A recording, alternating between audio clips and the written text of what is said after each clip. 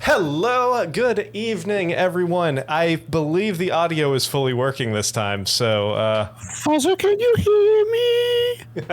I saw the bars this time, so we're good. Welcome. Mic check. Yeah. Hear me? Welcome to another episode of Those Natural Ones. I almost said hit the books because we were just talking about it. Don't ask. I don't have an answer. Yeah, it's coming. It's sometime soon. Sooner rather than later, hopefully. Anyway. Yeah, one day. Thank you all for joining us for yet another exciting episode of Those Natural Ones. Unfortunately, we are down a Cassandra tonight. She is feeling under the weather, so feel better, and we'll see you next week. Other than that, a couple quick announcements. We're going to go through these quickly since we're running a little bit behind. But this Friday, just like 3 days away, in person, sitting around that table that's right over there that you can't see, rolling real dice as we finish the Emery Bat Out of Hell's 2-shot thing. Yeah. So we're I'll just give people the rundown. When last they left off, a fun little ragtag group accidentally backslid into the second level of hell, and they're on a mission to maybe send a message to send for help. Fantastic. Will they succeed, or will I just end up hurting all of their feelings terribly? Find out this Friday. Indeed. Thank you, Emery. I'll fix that on Twitch in just 1 second. Other than that, that's the biggest announcement we have. Scott, tell them about the Patreon things. I'm kind of all over the place. Do I have here. sound? Yes, you have sound. Can people hear me? Yes, I'd like to make sure that people can hear me. Yes, people can hear you.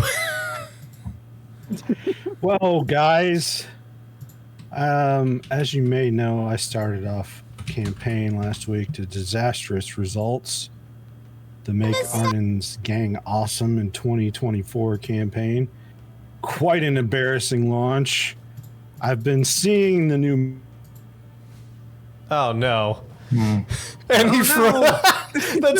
This wasn't my fault. This was not my fault. Beautiful. Oh my god. Just beautiful. It couldn't have been scripted I know. better. That's 2 weeks in a row. He's gonna be so upset. He's gonna be so pissed. I wanted to, He's not gonna. He's gonna wig out. I want to know how long it takes before he realizes that how long into his speech he got Right? before he realized he was frozen. Oh, he's typing in Discord. Let's see what he has to say. Does he have a hat this time? My fucking router is what he said. All right, so we'll get back to the Patreon spiel in just 1 minute. While he's rebooting, Emery, when not on Patreon, where else can they find us? When you're not supporting us on Patreon, which if you aren't, why not? You can support us for incredibly cheap. You can also watch us on YouTube, on Twitch, and occasionally when they work on Kick and Trovo. Someday. You can also interact with us on Threads and on Not As Good Threads, which is called Twitter. You can also interact with our very own Butch on Butch's blog on Tumblr. Butch's blog on Tumblr. Just do a search for Those Natural Ones and you find the official, unofficial blog of Those Natural Ones from the point of view of Butch, including secrets. This time, I posted a thing about the nation of Shan and their military and stuff. Anyway, it's very neat stuff. Please check it out. Ask me questions, and I will respond. Secret lore, secrets. So many secrets. You can also listen to the audio-only podcast form wherever podcasts are sent out into the universe. And also check us out on Facebook and keep up with the latest that is going on with our channel and the story as a whole. Do remember to like, subscribe, share, tell your friends, hit the bell for notifications, and make sure that when you hit the bell, you hit all and not personalize, so that way you never miss an episode. Sound off in the comments to let us know how good or probably bad we're doing. Any and all engagement helps us out a ton. Indeed, and let's be honest, the comments and interactions are the thing that really helps us out the most, and it's probably the thing we're lacking the most. So whenever you're watching the videos, make comments about what you think is going to happen, make comments about what you liked, what you didn't like, any of that stuff, because that is the one thing that we really could. Did we make you laugh? Did you? Did Yeah, we make you cry? exactly. Did you cry as much? Scream in rage. Did you cry as Did we much make as you Sam poop? in that specific episode? That's what we really want to know. Cry counter. On the Sam meter, how much did you cry during that specific episode?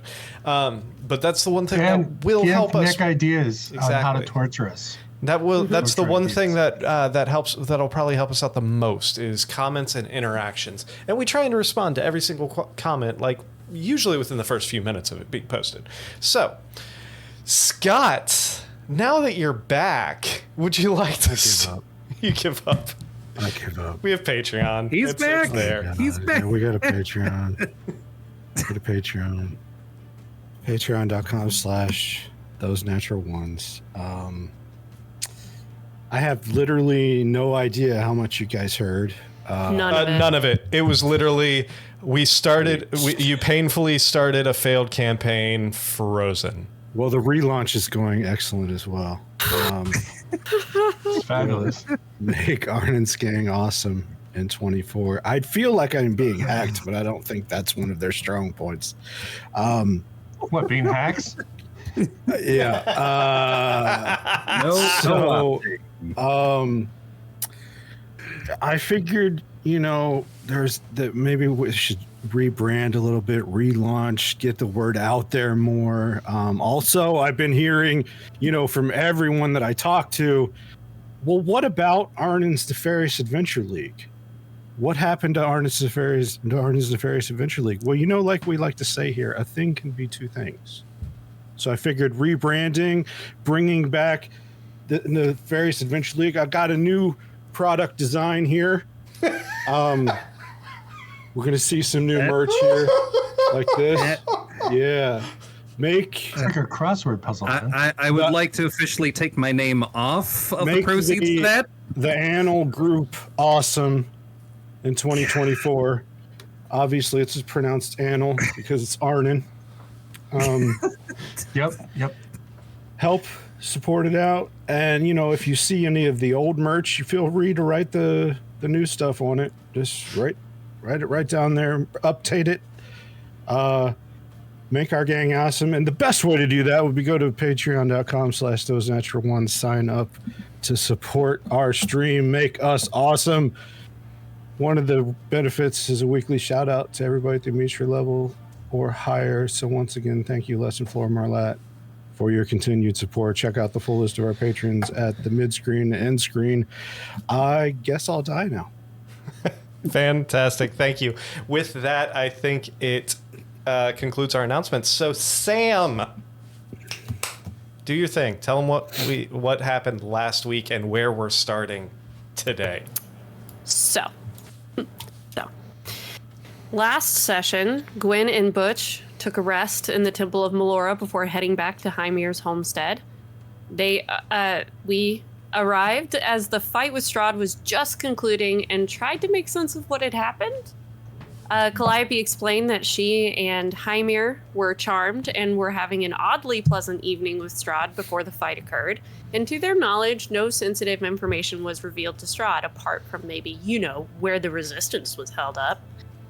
With the homestead now compromised, the party discussed going back to Sosha, and Gwyn took the party to her old childhood hangout spot in a little cave behind a waterfall. Within the cave, the party got to see what little Gwyn had gotten up to before settling in for the night. Orpheus, as we rested, Orpheus was visited by Strahd in his dreams, and Strahd claimed that he just wants to live his life now, and that he is free of Barovia, and that our party should just go kill the infested Mind Flayer dragon. Who knows? And that's where we end. I believe the morning of the 6th. Fantastic. Yes. You guys wake up that following morning. I believe you guys, that was, then you had the conversations and Arnon had his existential crisis. Thinking everything that you're doing is worthless and pointless and you should go live on a farm somewhere in the middle of nowhere or something like that. So, this is where we'll pick up. As you're still in that cave, the light slowly pouring in from that one small hole in the ceiling and starting to go slightly from the side of the wall towards the floor as the sun raises above it. A lot of choices to be made ahead of you. Do you take Strahd's word, or is he full of shit? Do you search out the dragon? Do you return to Sosha, to Palmedon, to regroup with Amisra and Rain, and potentially your new allies in the Water Genasi? There's the island to consider that you found the vision of somewhere west of Palmedon. There's many different choices ahead of you. What will you do?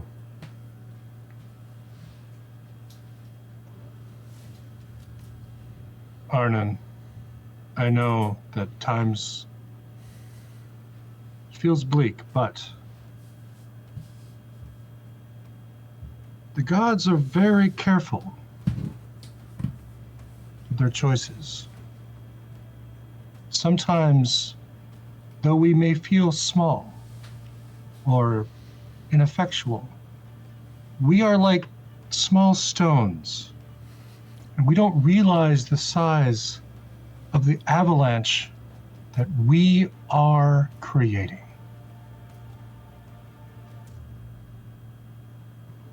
I know that you all suffered a near defeat, but Gwen and I were not there. We are here now. Our successes we have done as a team, and the team is back together. Arnon, we have your back. I'm tired of him having free access to my fucking head.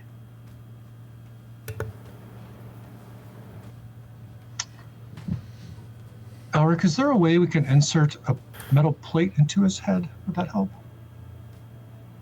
Arnon, I understand. Stepped out already at this point. Oh, okay. Arnon, I understand the feeling. And it sucks. There's nothing good about it. And it's scary and it's frustrating and it's soul crushing. But you don't have to do it alone. I know what it feels like, and we're all in this together. The only way we're going to get them out of our heads permanently is to get rid of them permanently. Giving up isn't going to get rid of them. It's just going to keep us as their playthings forever. But killing them doesn't seem to be doing any good because they just come back. We're also learning how they manage to do that in some degree. Is there a second moose ass out there?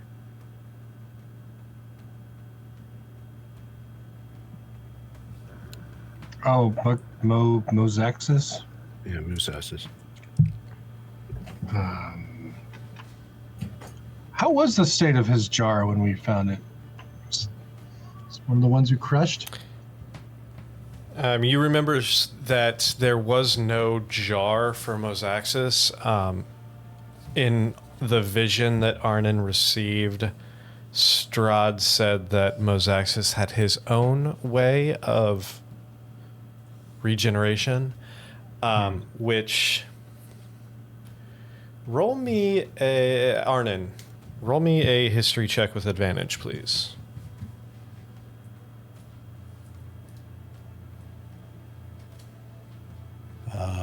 18. So you know enough about fiends to know something that this could very well be interpreted as the simple fact that if a devil is not killed in the hells, he will just regenerate in the hells. Yeah, we've talked about that before. Yeah.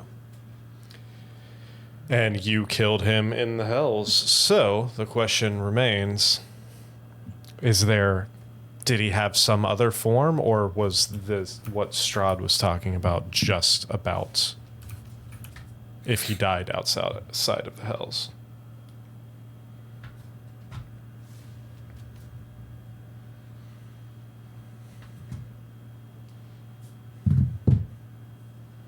I mean, we should have killed him permanently, but same thing with Strahd.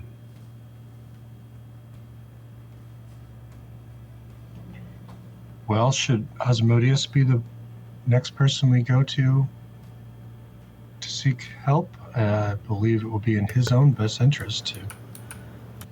I would love to, before we dive off to another deity, maybe going back to Palmedon, where I believe Amisra and Rain currently are, just to seal that business.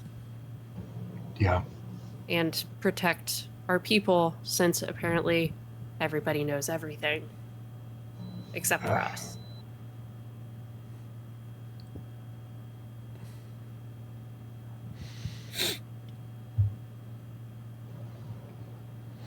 Should we oversee the general's moving of the troops to the location to the north? If they're watching... I don't know. Yeah, I'm worried about our foes scrying upon our allies.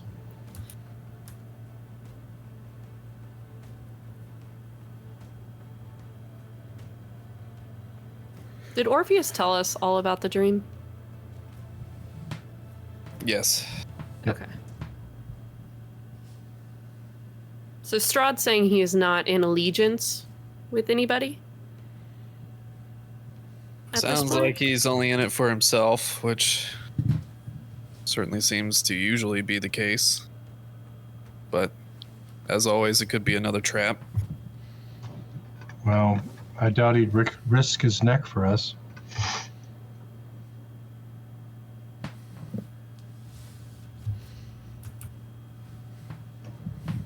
I mean, do we know anything about how many people have successfully escaped Cantacarea? How many citizens? The information that you've received from the general prior to this was that most of Cantacarea is basically just occupied territory. The majority of the civilians are still in place in there. And the reports that we had were that they were doing just fine. It's not like they were oppressed. Right. They're more or less they are. Yeah. But it's war. Who knows what kind of spin is being put on those reports? Sure.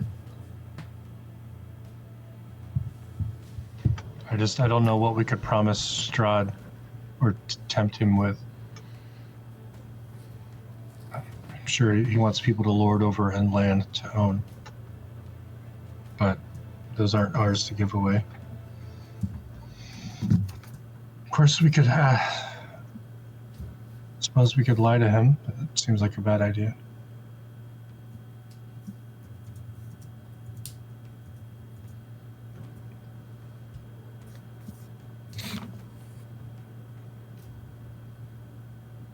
I'm very wary of taking on or even attempting to confront Darkwater without having some idea what we could do to actually defeat him.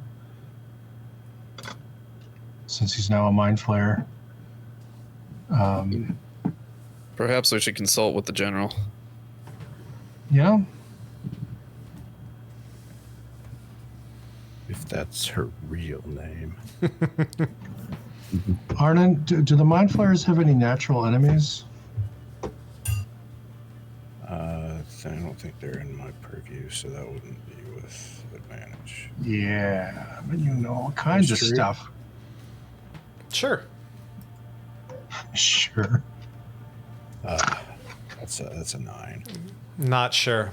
Elric, if you would like to roll I history. think Elric left the room, didn't he? Yeah. Oh, then yeah, never I'm mind. He's not there. currently outside. You got a nerve poked. Orpheus, you're a warrior wizard, right? Do you know about mind flayers? What should I roll, Nick? You can roll history, but you are not in a position where it's gonna be a very, very high DC. We're gonna see, because you Alright. have no backstory with mind flayers. Right. 15. Only what you've heard from this group. I definitely don't know anything more than Arn and Butch. Wait, what? Okay. I forgot that I got Arcana with that feat. Can I roll my Arcana? Oh, no, history. Yeah. I guess it's not under Arcana, right? Right. Yeah, I'm not trained in history, so. That.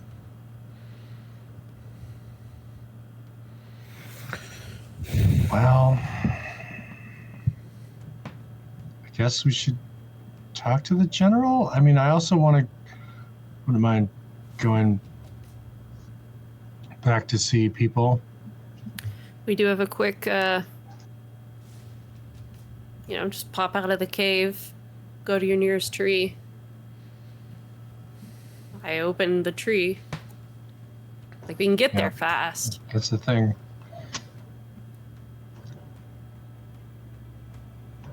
Nice to be home, though. It's a pity I can't see You my. can get there fast, and then you can take it slow.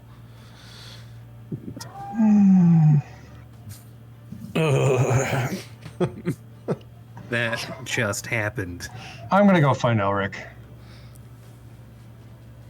Elric, are No, you just I'll- right outside, or did you wander The off? brain. I maybe walked for like a few minutes Oh no! and it needed to clear my head from hearing someone basically pose a pretty good question as far as Elric is concerned. Which question was that? Why the hell are you doing this? Why are we doing this when it seems like the battle's only uphill? Fair enough. Are you making yourself difficult to find, would be the question. Or would Butch be able to I'm- find you when he comes out of the cave? If I don't see you, I'm actually kind of inversely making myself pretty obvious to find. Okay. You doing the emo huff? My emo huff is a little more destructive. all right. I'm gonna go look for the bushes and trees that are on fire. Yeah, I got something right here for you. This is what's happening. Yep. Yep. It's green flames. Weirdly, For those listening, littering For those listening to the podcast, I held up a fireball candy to the camera. Delicious. Anyway. I think not there's a that cream for that. destructive. I'm gonna roll my insight. Is he approachable? 23. Testing these waters. What do you think, Emery? I'm gonna let you know right now. You will think that I'm approachable if you think you can be very persuasive and maybe talking me down from just expending all of my magic right now in a rage. Feels like I kind of have to.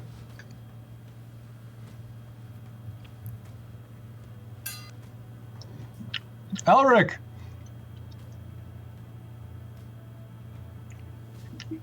Elric. Butch pulls from his pouch a Snickers bar.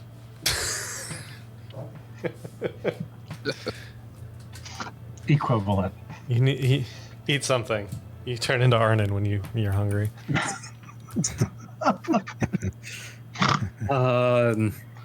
Hey. I slap it out of your hand. No, that's fine. Elric, I don't want you to burn down so much that you attract attention to our location. You're the smartest elf I know, and that would not be a smart thing to do. I know, all seems bleak, but I mean, It doesn't just seem bleak, Butch. It seems a little more than bleak. we have spoken with representatives of the gods. We have been chosen. You have been chosen to help. You might Stop already be a this. winner. God damn it. Look, the gods, how frequently do they make mistakes in their choices? Of all the mortals, you were the one selected for this task. And I cannot think of anyone better for the destructive powers you wield in destroying the forces that might topple creation. Butch. When it comes to the resolve of our group, do you see a weak link or do you not?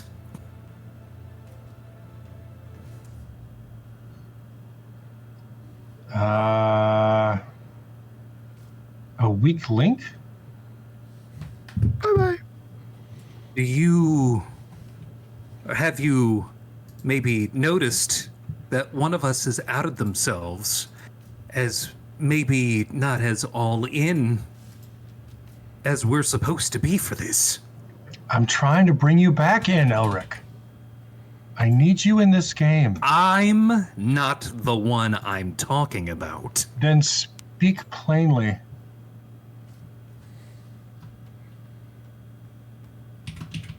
Arnon's questioning our mission.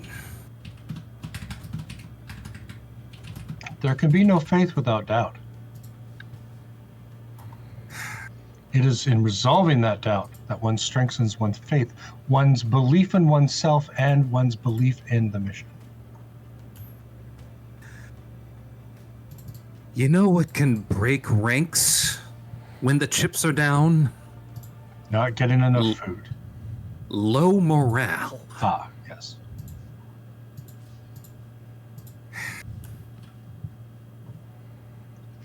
Of course, I've considered that the gods have favored us. Of course. I've considered that we are making headway.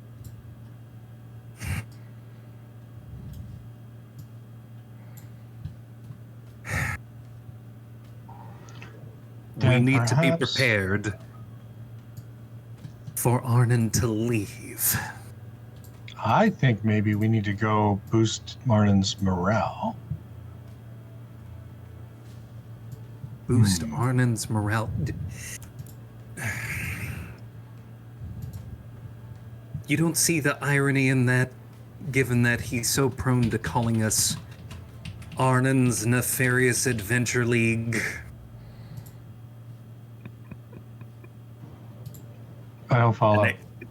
A name I'm still never going along with. Okay. Well, Arnon's Awesome Adventure League would be too many A's in a row.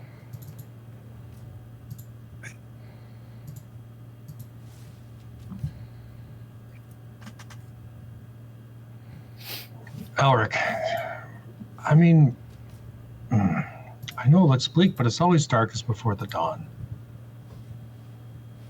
That's inaccurate. Oh, It's quite literally darkest when it's darkest. Before the dawn, there is a gradient of light. You, of all people, the Twilight Cleric, should know that. it's a metaphor. You know, as a wizard, or wait, do you take everything literally? I don't. Oh, okay, good. Maybe you can see the metaphor that I'm applying to Arnon right now. That he's in his darkest moment and he needs some dawn. I'm saying we don't know how much it'll take to make sure he's there. We could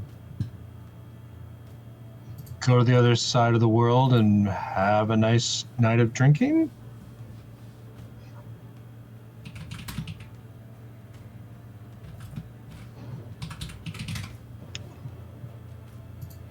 Which Could find something to do that we will definitely succeed at for once.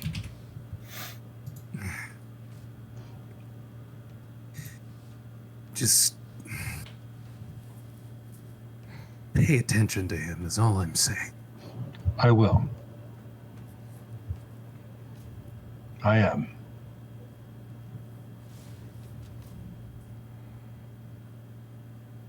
Also, this thing that you do, this bit that you keep going into, this...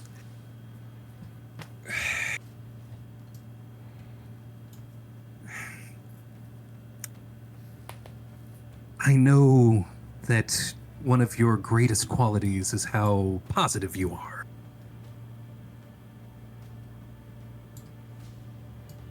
We may need you to be pragmatic in the future. Oh, you wound me. To be positive is pragmatic. Otherwise, we'd all end up like Arnon. Cool. Oh my god. Arnon walks back. Not Arnon. Elric. God damn it. You are turning into. No!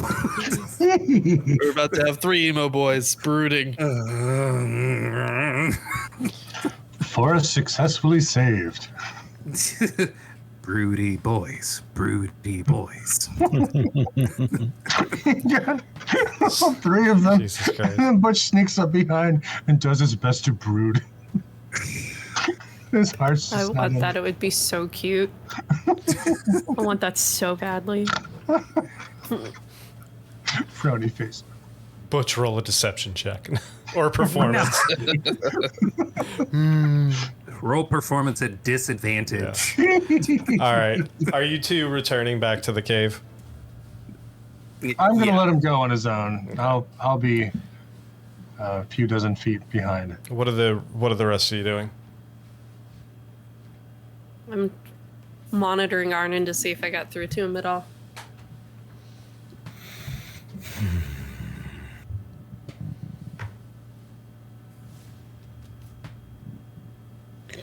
I just don't know. Like you. Which part? I'm very hard to read. I'm just sitting there silent now. Because honestly, Arnold's not sure how he feels. Can I roll insight to see if I'm picking up on the uncertainty or any effect? Sure. Go for it. Ha! Good night's sleep. 16. Probably not. Cool. Some pancakes.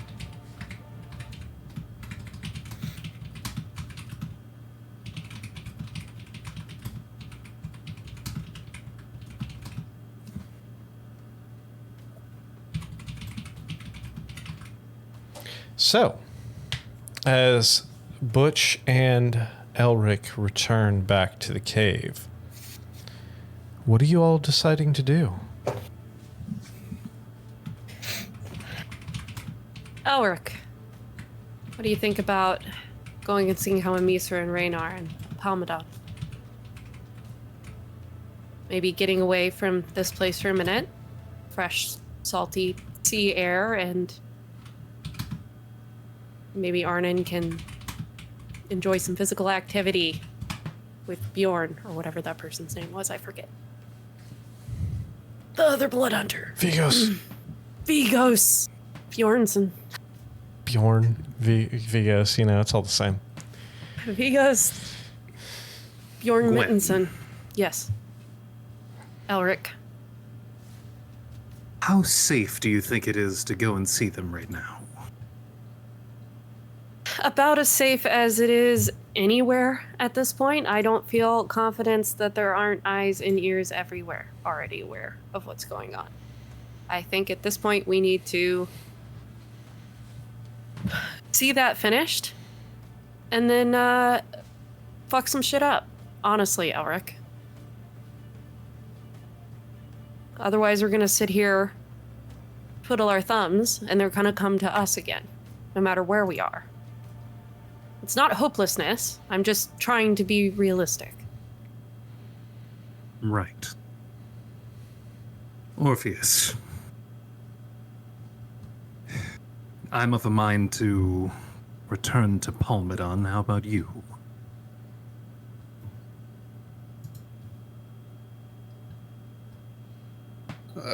I feel like it's just running away for an excuse for R&R. We need to talk to the general about our next step. We're not exactly strategic masterminds here.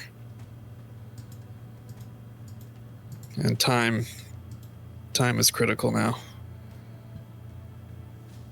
Orpheus, I don't know if you've noticed, but the general's been deferring to us.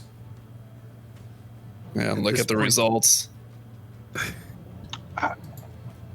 It's a little pessimistic. We've done some good. Yeah, we disappeared for 3 years and allowed the world to fall apart. We didn't That's allow a- the world to fall apart. That was not a choice that we made. We also didn't choose to be gone for 3 years. We thought we were only gone for a week. It's the Feywild fuckery. Like, let's just never Regardless there. of We knew it was a how- risk. Regardless of how took it anyway. we got here, regardless of how we got here, we have to deal with what's in front of us. Why can't we ask the captain? What is he doing right now? He's Captain available Sid. to come harass and blow up mind flares. The captain. You don't mean Yeah, well, we know him. We have sending. We can invite him to play the The blow up only- mind flares game at a distance using ship cannons or whatever. The only What does that one have to in do the with going plane back to that likes it Palmedon? more than you. Oh, it's just thinking. They're very capable. That's a thing they could be doing while we're doing off doing our thing.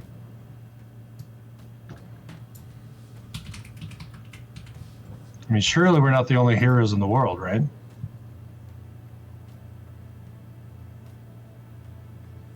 I have been waiting to hear word of some other force trying to resist what it is we're going against, but have you heard anything? I know I haven't. Maybe it's good we haven't heard anything. If we're sitting right at the crux of all of this, then it's probably good we don't know about other resistance movements, so they can move differently from us. I don't think that means they don't exist. That's a good point. Hmm. Still, I think we would have at least heard something. Well, in either case, clearly Strahd's back in the picture. Clearly he's trying to make a deal. Arnon, do you think we should risk talking to the sword again? I already know what the sword's going to say. Go fucking kill Strahd. I don't know what we'd gain out of that. We need to kill something, and we need to kill something dead. That's what I think.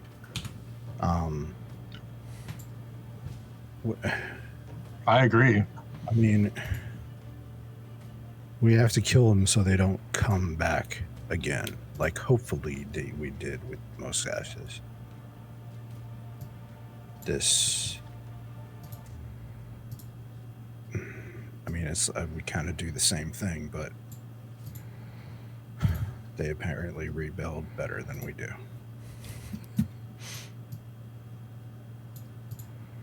I don't know if we're ready to take that dragon on. That is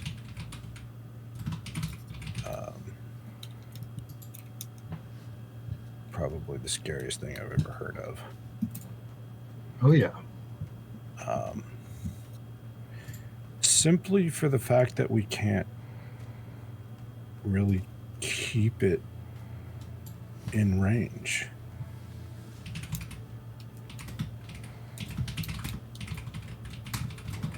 Shall I scry on him and, well, try to see where he is? We'd have to find out where he sleeps and hope that it's inside. Ah, so maybe tonight I should scry on him. Scrying's a good idea. I got plenty of it. By which I mean 2. As a matter of fact, we should be regularly scrying on those forces. I Sounds good to me. One of our next steps after the Feywild was going to be going after the Ifriti. Did I get the right one? Was it Ifriti? It's on the elemental plane of fire. Yeah. But he's here now. Which means one of 2 things. Either he's hopped planes, or the barriers between the planes are starting to get even worse. Maybe not even starting. Maybe it's just gotten worse over time. If the barriers between the planes are getting easier to cross, Elric, is there a spell that could be used? It's not the banish spell. But I don't know, some sort of other spell that could force someone across the plane. Short of plane shifting, I'd say that I am at a loss. It's plane shifting, we don't have that, do we? We had an amulet that did it. Yes, the cursed amulet of jerkiness. Well, if you have an idea of crossing the plains, we could always call Captain Sid. What did you have in mind, Butch? Oh, it's just I wanted to banish the dragon. But if mind flayers created on this plane are native, or if they remain native to the material plane, I cannot actually banish him semi-permanently or whatever. I suppose I could ask that question if Sending Mo knows whether or not, because I asked, are all mind flayers native to the astral plane? The answer was no. But I probably should ask if mind flayers created on the material plane are considered native of the material plane or not. However, I think I already cast that today. I think casting that more than once, I think it's one of those spells that's... Yeah. There's a chance that it may just fail. Asking if they're native to our plane might be more succinct.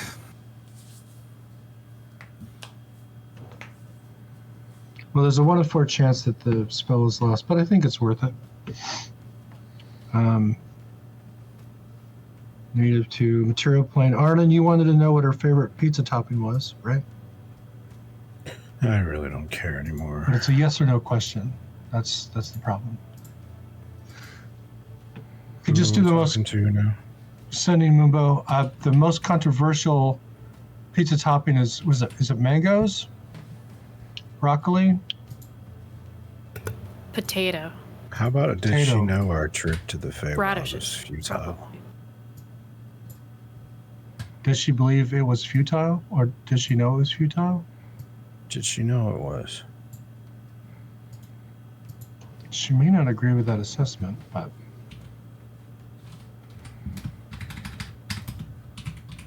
I could ask her if she believes our trip to the Feywild was futile. It wasn't futile. How is that even a question?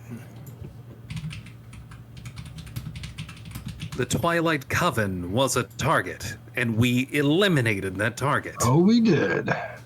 They're dead, dead, dead. There were how many of them? Is it 6? 7? There were 5. Right. Oh, wait, no, there were 5 of the Twilight Coven. If you're talking about generals we were supposed to take down, it was originally 9. Oh, wow. And we've taken out how many? 1, 2, 3. I mean, it's a bunch. Well, apparently the first one, or the first one that we ever took out, just comes back on their own all the time. You know, that ship.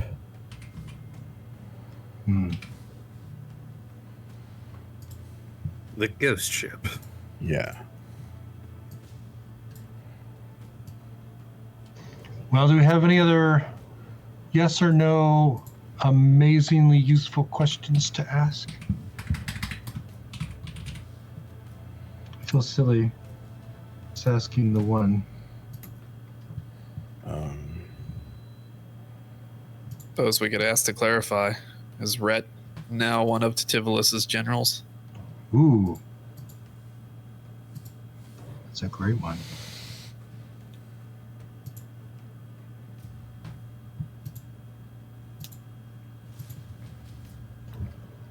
Aren't you still wanted to ask her if she believes our trip to the Feywild was futile?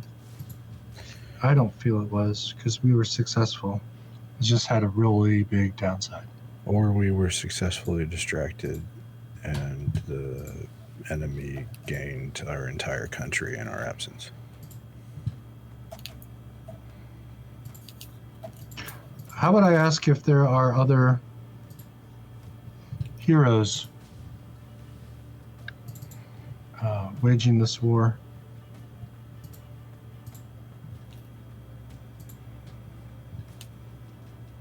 Wow. Without a the specific, I don't know what that would get us. You know. Well, some comfort, some hope.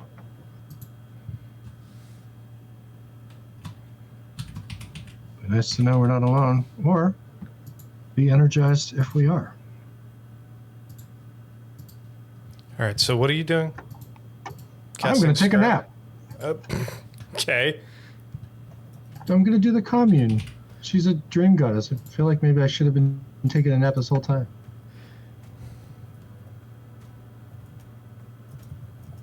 Did it pop up? I tried to cast it. It says I did. All right, yes. Commune. And you've already done this once, correct? Today? Done this once, so there's a 1 in 4 chance that it will just fail. Roll me a d4. Oh no. I wanted to roll percentile. I'll roll d4. You're going to tell me beforehand what the bad number is? I mean, 1. Come on.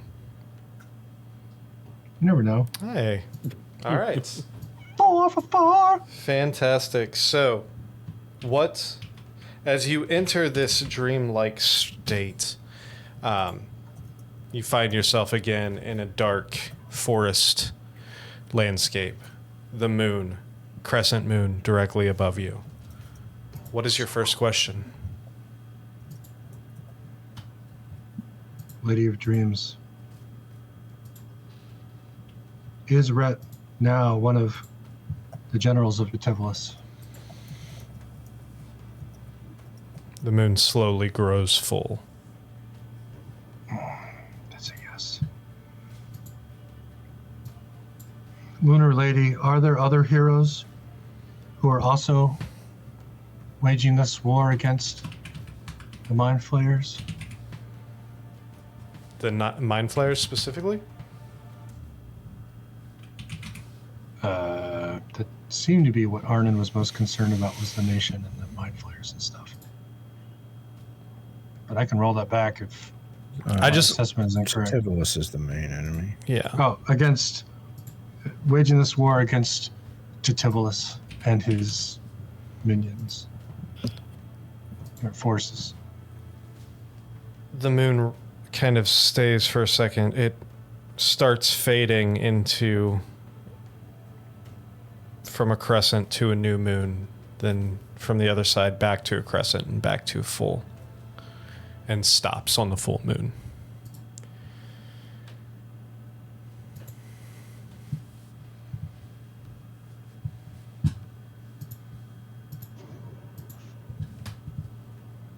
Sending Mumbo, my goddess, are mind flayers those who are converted to being mind flayers? Do those creatures remain native to the material plane? And once again, the moon starts fading from a crescent to a new moon, back to a crescent, and back to a full moon. Above board, Butch knows that means yes. Correct. Okay.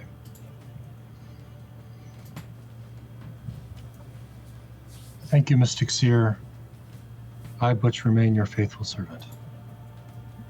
I, Butch, coming from Apple this fall. Oh, and it comes with little, like, Shit. portal shell skins. Oh, my foundry just crashed. I like to think the logo is just a grasshopper Yeah. with a chunk missing from it. Oh my god. I Sorry. want to Greek an iPhone now to make it that instead. Oh my god. So, Is that a big type problem, or are we good? no, you guys can continue. It's just the Okay. I can't. I'm reloading right now. So, continue. Elric. Those who are converted to being mind flayers remain native to this material plane, in her estimation. Oh, that To her eliminates knowledge, one to her tactic. knowledge. It does. It's good. Good to know. We also know that Rhett is one of Titivulus's generals now. You can visibly see Orpheus just kind of slunk down where he's seated. So we know where we stand on that. However, she has told me there are other heroes waging this war against Titivilus and his forces. We are not alone.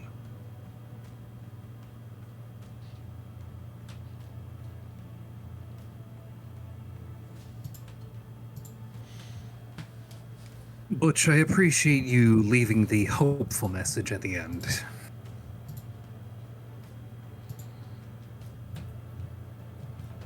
Let's try Well. to hold on to that.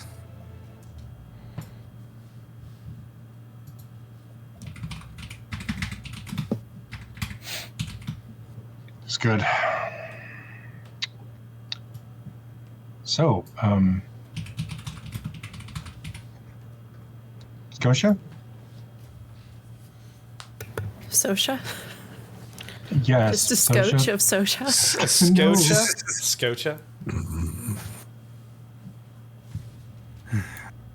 Palmedon? Let's confirm that they are allies. Officially. Yes.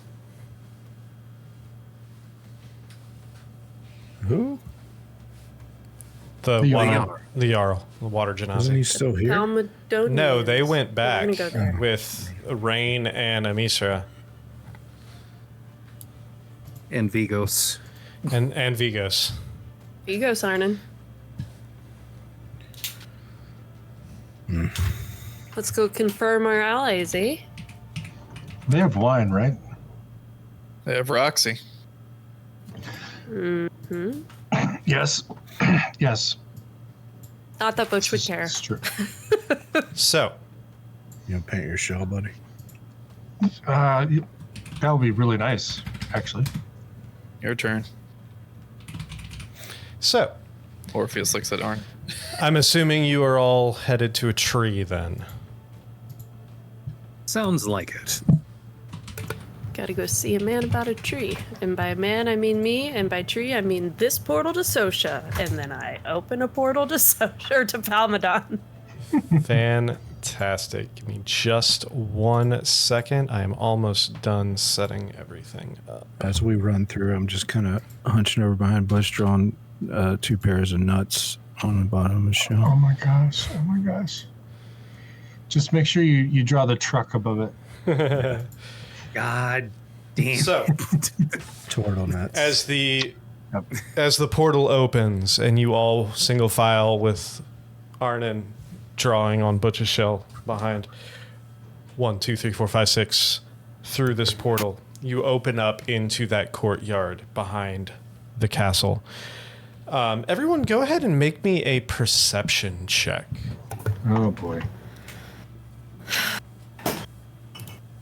Orpheus, you could just decline. That's funny. There'd be less shame in it. It's just no. That would be a natural 20. For Yeah. the Hey, Emery, real quick above board. Ever since the last update, I don't know if it's a mod or a setting, but our fart noises and shit have gone away, and the color coding for natural 1s and natural 20s is not there anymore. Do without fart noises. No. I want my fart noises, I want my I'll have ho-ho-hos, to- and I want my colors. I'll have to take a look at that. That might be a settings update that I need to go back and reset back to what we had it at. But Fantastic. it's in there. It's I'm in there. sure it Just is. gotta fix it. As you all... Hey, there's a God dog. damn it. As you all make your way through this portal, you find yourself in the courtyard behind the castle, still up on the top of that hill. You look out across the vast of Palmedon. One thing that you notice that you did not notice before, as you find yourself, is a mind flayer, a big giant fucking mind flayer. No, let me pull the map up real quick so I can make sure that I give you the right directions. To set the scene. Come on. So, you find yourself, the castle itself is on the eastern edge.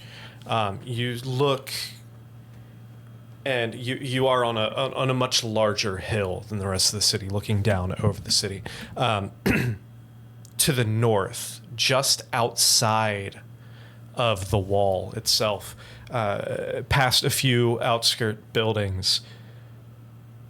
At first, for people like Gwen and Butch, who rolled an 11 and a 13, you just see what appears to be a darkened land, like where all the grass was. It's now these large spots of just like black and darkness.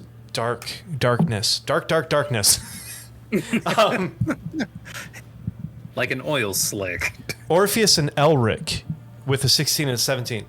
Two of you look a little closer and you realize that these aren't spots of blackness. These are like grids of something. There's lines in between. Arnon with a natural 20 and 29. These are tents. Thousands, tens of thousands of tents set up in perfect uniform rows, with rows in between each section, probably, each almost laid out like city blocks, with each section between the roads 50 to 100 tents, tens of thousands wide.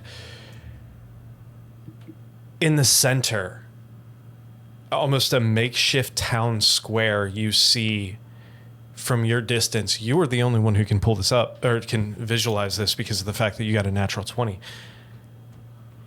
A statue, large, you can imagine from this distance. From this distance, it looks small, but in comparison to the tents, Is it Jimi Hendrix? yeah, a giant, what appears to be a silver dragon statue.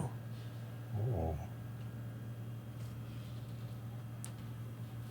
You see, you can make out the hustle and bustle of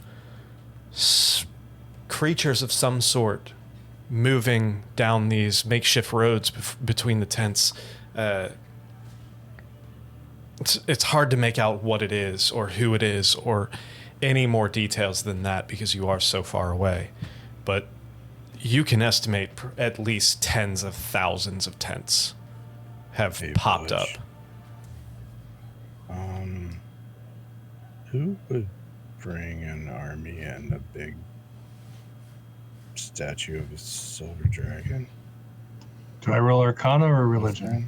You can roll religion.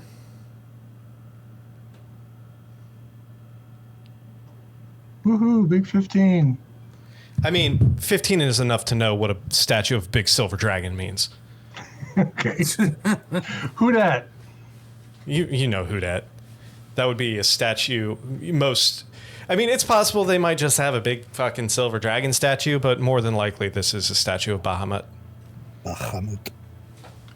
So you hear Butch do a sharp intake of breath before he says, Bahamut? I'll just point. Looks like Is that a he's good holding thing? a music festival. Bahamut, It's Burning Man. Bahamut is diametrically opposed to Tiamat. That's a good sign.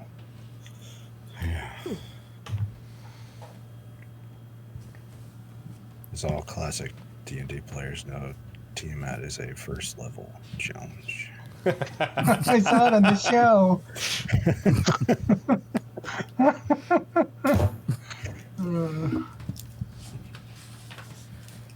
So, where to? What side of the city was it on? They're on the north side of the city. North side. We came in. You are in the you're in the castle courtyard down on the west side. You can see it. That's Probably right past where it says Pale Reach, like in that field back there.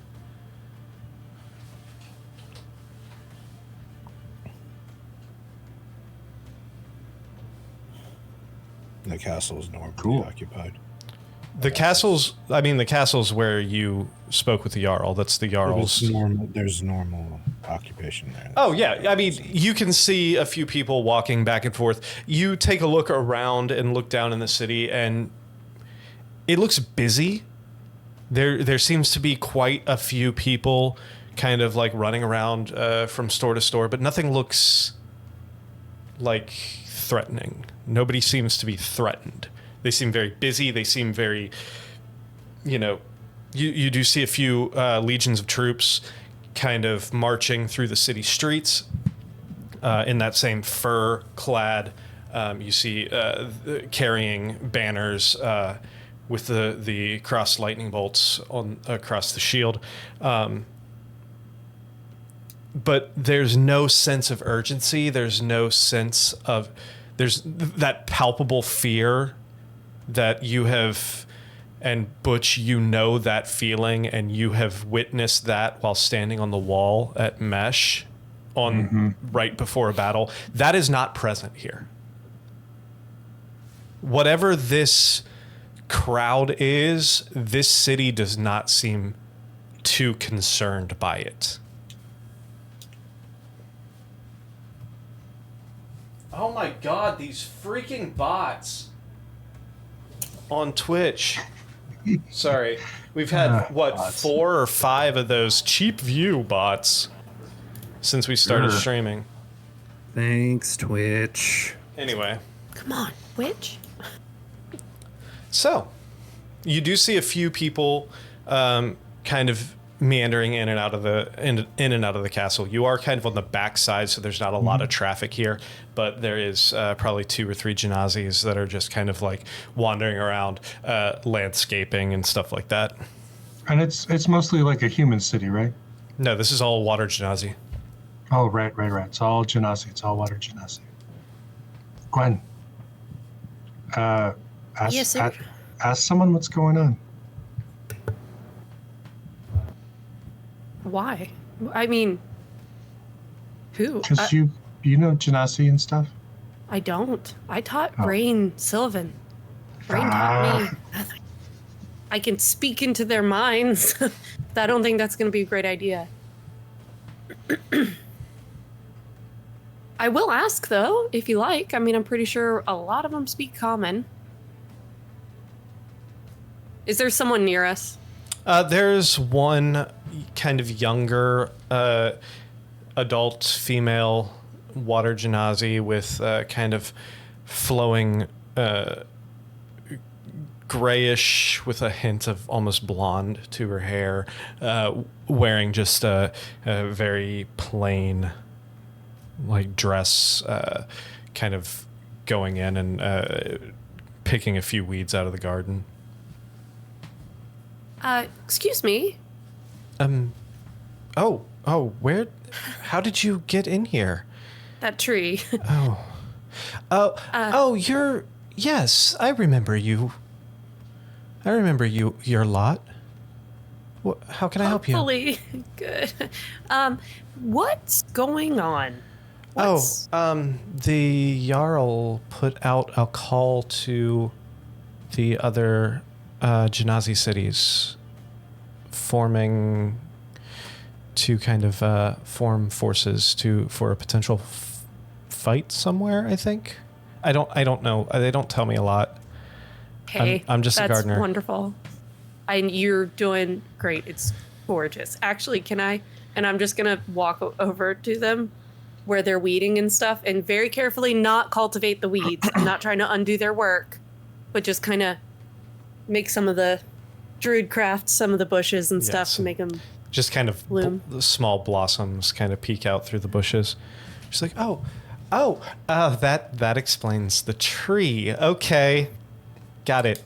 Well, yeah, they did say you guys might show up again, and I kind of overheard somebody saying telling the guards if they saw you again to make sure that you head in to see the Jarl and everyone. Hey, thanks for the raid, everyone. I think 58 people in the raid. What? Fantastic. Let's go. Hey, everybody. Welcome. Perfect timing. Aboard. So, Huzzah! so she's like, I think that they said to make sure that you guys made it in to see the Jarl and the rest of the court. So, I don't know. Just a gardener. Thank you so much. Thank you. Hey, have you seen a dashing water genasi kin to the Jarl? There's a few around here. I mean, this. Rain. Oh yes, she's in with, or they're in with their uncle. Wonderful. And then, let's go. Are you all following? Go. I'm assuming. Yeah. All right. Yep. So Absolutely. you make your way around and enter this castle that you've been in a few times at this point. You make your way down to the throne room. As you enter in, sitting across, you notice the first thing you notice is a lot of tables have been added here. This has been almost converted from just a standard throne room into almost a banquet hall with multiple tables, long tables across either side. Decorations adorn. Hey, thanks for the follow, Sassy Medic 96. That's a fantastic name. Right? All of these. Sam, can you make sure you're keeping a track on Twitch chat? I can't do that while I'm narrating. So just. Yep. So we're not forgetting anybody. Thank you. So you see all these new adornments, beast heads. You see hydra heads and griffins and all kinds of things. Hunt game that have been mounted and placed up on the walls. You see silver. No kraken teeth, though. There. Did you take the kraken tooth back? I can't remember. We did. You did? Okay, then no. Because I had to give it back to Gwen. Yeah, no kraken teeth, unfortunately. Yeah. Along the tables, there's silver and gold dishes and goblets, and you look up and you see on this dais that with these few tables that have been set up, in the center is the Jarl. to his left, or actually to his right, to your left, Ragnar, his son. To the opposite side, your right, his left, Vigos sits up there.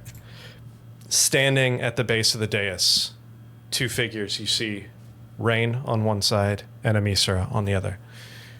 As they are in the middle of a little bit of chatter as you walk in, everyone kind of looks towards you. Rain and Amisra kind of smiles across both of their faces as they kind of wave at you. Rain looks up at their uncle and is like, I fucking told you they'd show back up. The Jarl looks down and is like, perfect timing. Please, come. Make yourselves comfortable.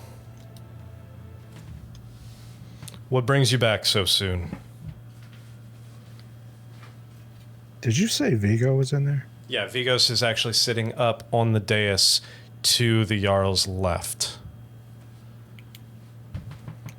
On the dais. On the dais. As you remember, Vigos was Ragnar's first officer, so clearly she has some pull in this. She has some pull. Mm-hmm. So I believe we came to finalize the terms of our alliance. fantastic. And as I said, perfect timing, as our guest should be arriving any moment now. And as he says that, from the hallway you hear heavy footfalls approaching. The first Okay, person. so they're not elves. You can actually hear them. The doors swing open as you see this younger male figure show up. Hold on, let me bring up my description real quick. Roman centurions jogging in. And Yes. You see this younger figure, this God damn it. This just had to throw I found this. I found this. Where is he? Okay. You see this younger male figure, dark, reddish brown skin with black, almost facial tattoos, or actually more like makeup, like war paint almost. Similar to the war paint that the Water Genazis wear, just with a slightly different motif, as it's kind of twirls and flicks up from the corners of his eyes and kind of forms almost a U between his face. The gentleman in front of you, you can imagine probably very, very early 20s, adorned in these... It's not makeup, it's my war paint. Adorned in these... nice black, not quite robes, but like tunic with leather red, deep red leather banding across. Their black hair kind of fading into this ombre from black to red as it kind of flicks up on its own. As he walks in.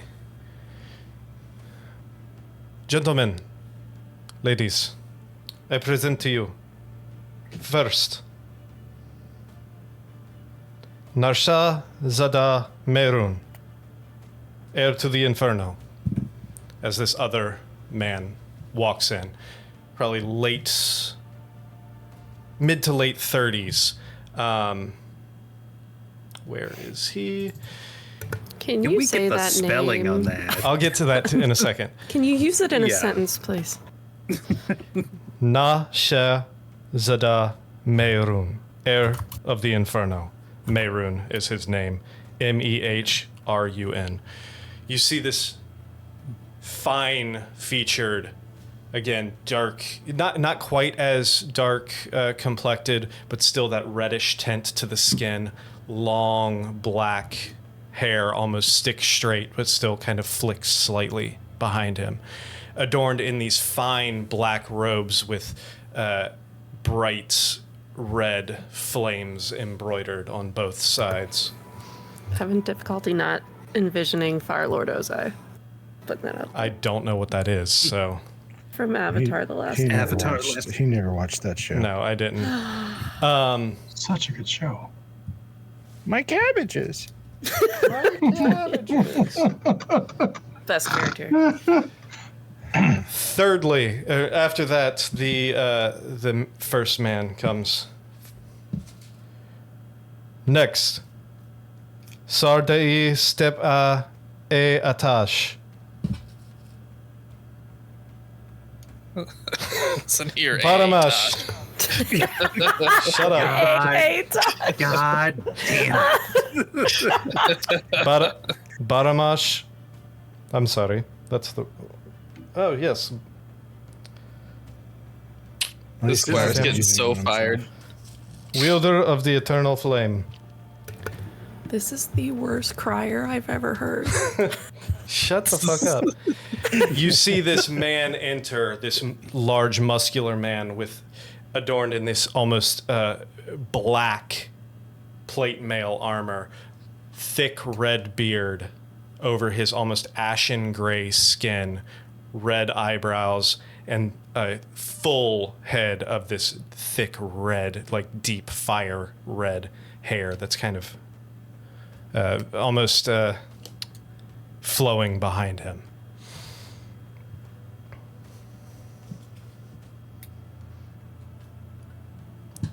After he goes up, he's like, Sada I Shole Azaros, the Ashen Blade. This woman walks in. The crier's just like the Jarl's idiot nephew that they didn't want to do. Yeah. This woman walks in, very fine complected, young looking skin, again ashen gray, almost black at the forehead, kind of fading into almost white. The black to red hair flicking around, silver, almost platinum chain or plate mail adorning her body, large long sword attached to her side, silver shield across the back. What you see, Butch specifically, on her chest, the image of a shield with a dragon's head portrait or a profile looking off to the left as she steps in next to the other two. Finally, Pir a Atash Naminar, the Phoenix-born. As this Oh, Tosh. The last part is the name, right? It's like Meirun, Aashtar, Azaros, and Naminar, Yes. right? We don't know the naming convention. I'm asking for my notes because Okay. I there's no way The- in hell I'm gonna capture all of it. I'll get to that in a second.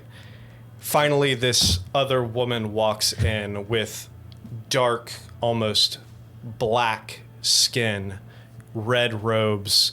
You see these almost like unnatural flame marks of this almost glowing tattoo across her chest and up her neck. And then it almost looks like the flames are emanating from her eyes across her face. The black curls of hair burst out in tips are flicked with reds and oranges and whites and yellows. One thing that you all notice is from each of these 5 individuals, if you look for a minute, you can almost see wisps of smoke kind of emanating from the air.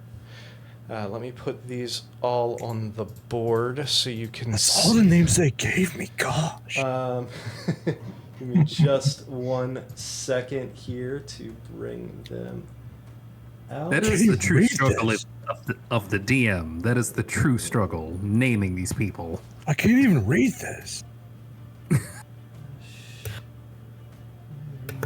You know I can't read. Where are the other two? God damn it. I mean, that's what their literacy campaign's for, right? Why don't you give me a bow staff? Where did they go? Yes. Staff skills. Yes, ladies and gentlemen, if you Nunchuck could, skills. please sound off in the comments and maybe donate so that way we can further our literacy. Indeed. All right, I found two of them. I can't find where the other two went in my freaking folder. Hold on one second here. There's a search. There we go. Oh, look, here comes a bird. And then hold on. No. Perfection. She looks so spicy. Perfection. All right, there you go. Oh my god, they're gorgeous. All right. So, as these 5 individuals walk in, you see the Jarl kind of stand. Ragnar and Vigo stand with them. Raise hands and salute. Fredzilla, thanks, buddy. Raise hands and salute. Welcome, brother. You see the one that was introduced as Meirun step forward and say, "We believe you had called us here to discuss battle strategies for some sort of invasion that you were planning. It has been a while since we have spoken as communed on such a reasoning. Please, someone give us a little more information as to why we were supposed to, or why we were requested to amass our forces so soon and so quickly." To which the Jarl turns. He's like, "Well, luckily, these fine individuals," and he kind of waves his hand towards U4 or U6. Luckily, they just arrived. They are the ones who are spearheading this endeavor. So, please, if you wouldn't mind informing our guests as to what is going on and why we have amassed such a force." Which stands.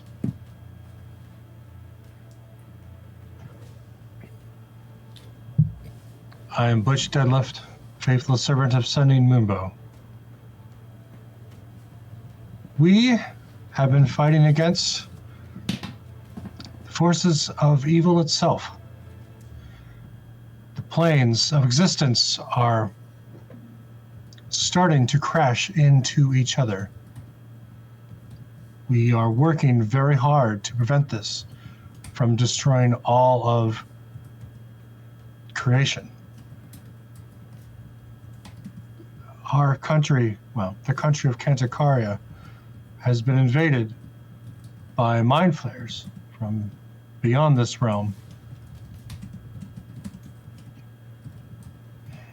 And we know they intend to take over this entire world. Thus we have come to you, you who are known for your martial prowess, to aid us, to help yourselves. We have been journeying across the plains, seeking the aid of deities and their representatives. This is I'm very happy to see you here. Thank you. Mind flayers, you say? These are not specimens we are familiar with. Other creatures, you say? Please, more information. What all are we supposed to be fighting against? In our homeland, the kingdom of Shan has been directed by the forces of hell, devils. They have been working in secret, I believe now in the open. They have allied themselves with these mind flayers. And we've been waging a war for 200 years. With the help of the mind flayer invaders from the astral plane, they've successfully wiped out the nation of Cantacaria. They intend to dominate the world. Devils. Devils and these mind flayers. I've heard rumors and stories have reached our ears about the desecration of Kantakaria. We were under the assumption that it was all just the Shanian forces that destroyed your country. Now you're saying that these Shanian forces were under the command of not only the very devils, but the mind flayers as well. Yes.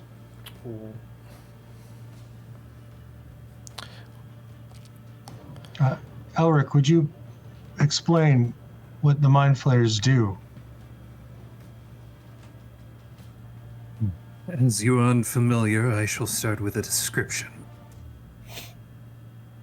Instead of the normal visage of any natural humanoid, they have a head where instead of a mouth, tentacles drop about 3 feet. An enlarged brain that pulsates. That is the source of not only their power, but of their ability to subjugate entire peoples.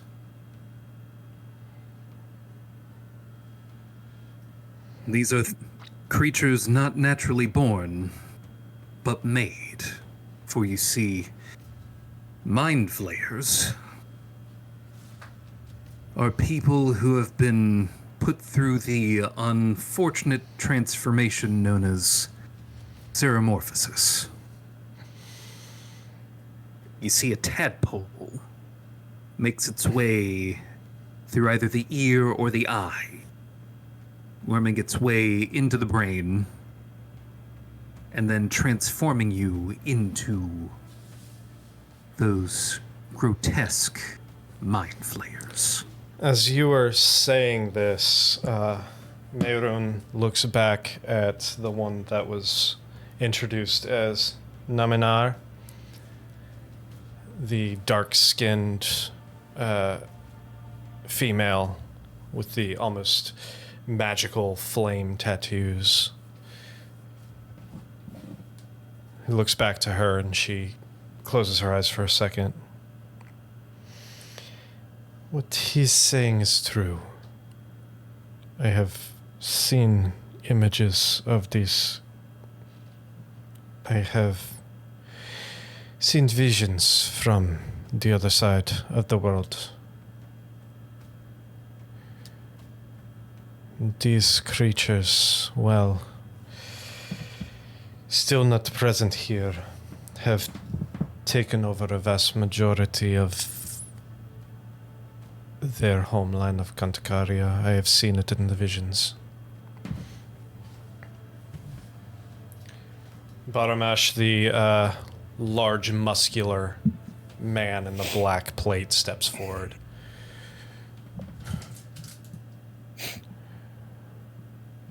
Well, if they are on the other side of the planet, why don't we just leave them there? Why are we looking to intervene in something that does not concern us? At this point, Orpheus stands up. Nope. If I may, gentlemen, it's only a matter of time.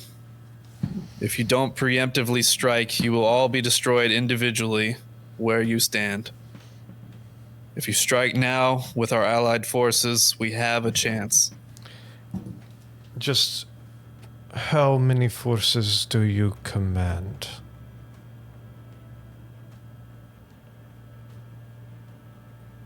That would be best to ask our general. For if Our forces are currently hidden away outside of the eyes of Shan and the invaders of Kantakaria. For if we are indeed to join our ranks with yours, then It needs to be a battle that cannot be avoided.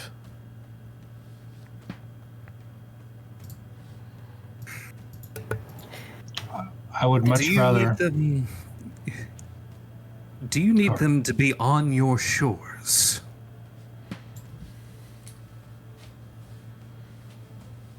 As Orpheus said, it's only a matter of time.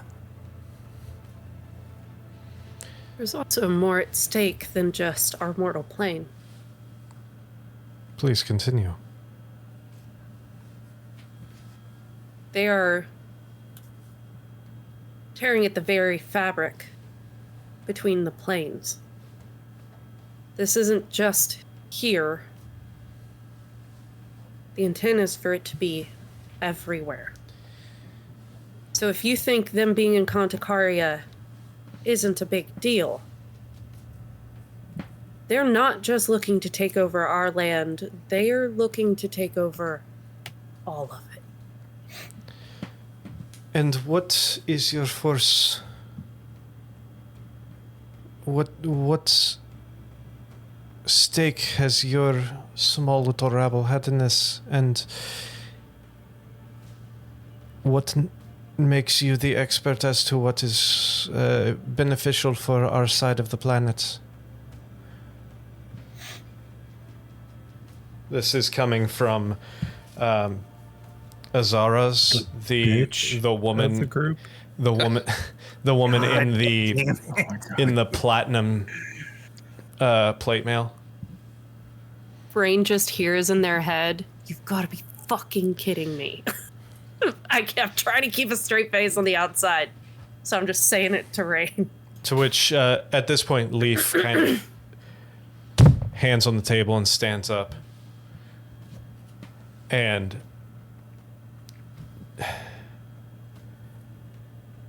do any of you speak Primordial?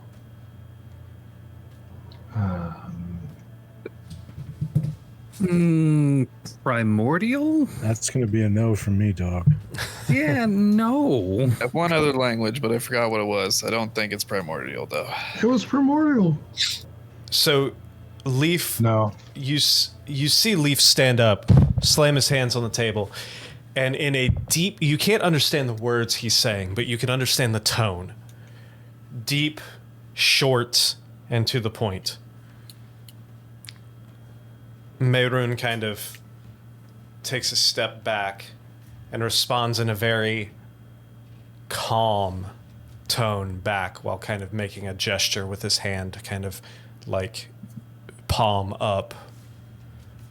His right hand kind of resting just below his chest. Leaf looks across and says in common, "I apologize for my outburst. Meirun, your father and I have been aligned for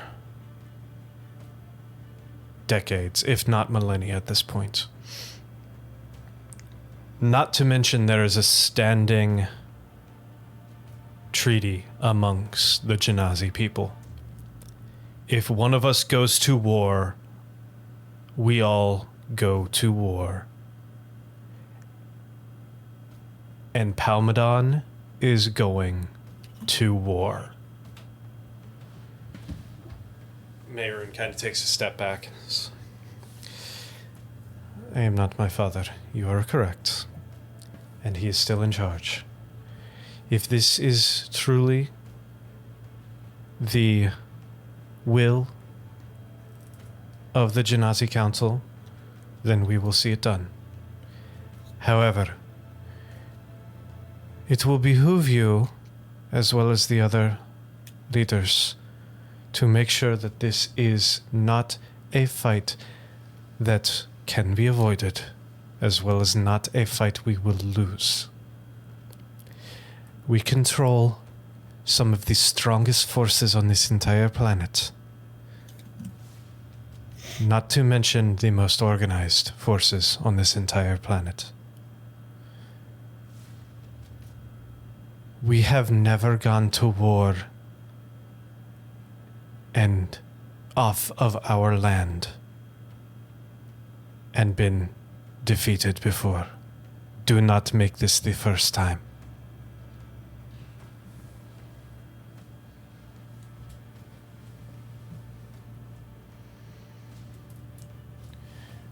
Merun kind of looks across to your group. I would like to know again, what is it that you six bring to this table? I have tens of thousands of soldiers. He, pointing at Leaf, has thousands of ships and an equal amount of soldiers. What are 6 individuals going to do that will make a difference? And why do you want us to fight your war?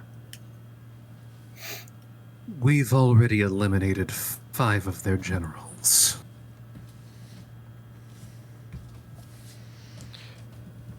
To which you see Baramash, with his red beard, kind of stand and chuckle. Why didn't you lead with the fact that you were a strike team? That gives you a little more credibility in our eyes. We also killed a Kraken for the Jarl. If it helps them. They kind of look up to Leaf, and Leaf just kind of nods and kind of like, These people have shown their skills more than once. They also went toe-to-toe with an archdevil, and I was witness to, and managed to at least talk him down and make it out alive. That alone is a feat worthy of praise. But the 6 of you, again, you carry embers in your hand. With this, why? What will you give to this task, and why should we follow you instead of some more pronounced generals and military minds?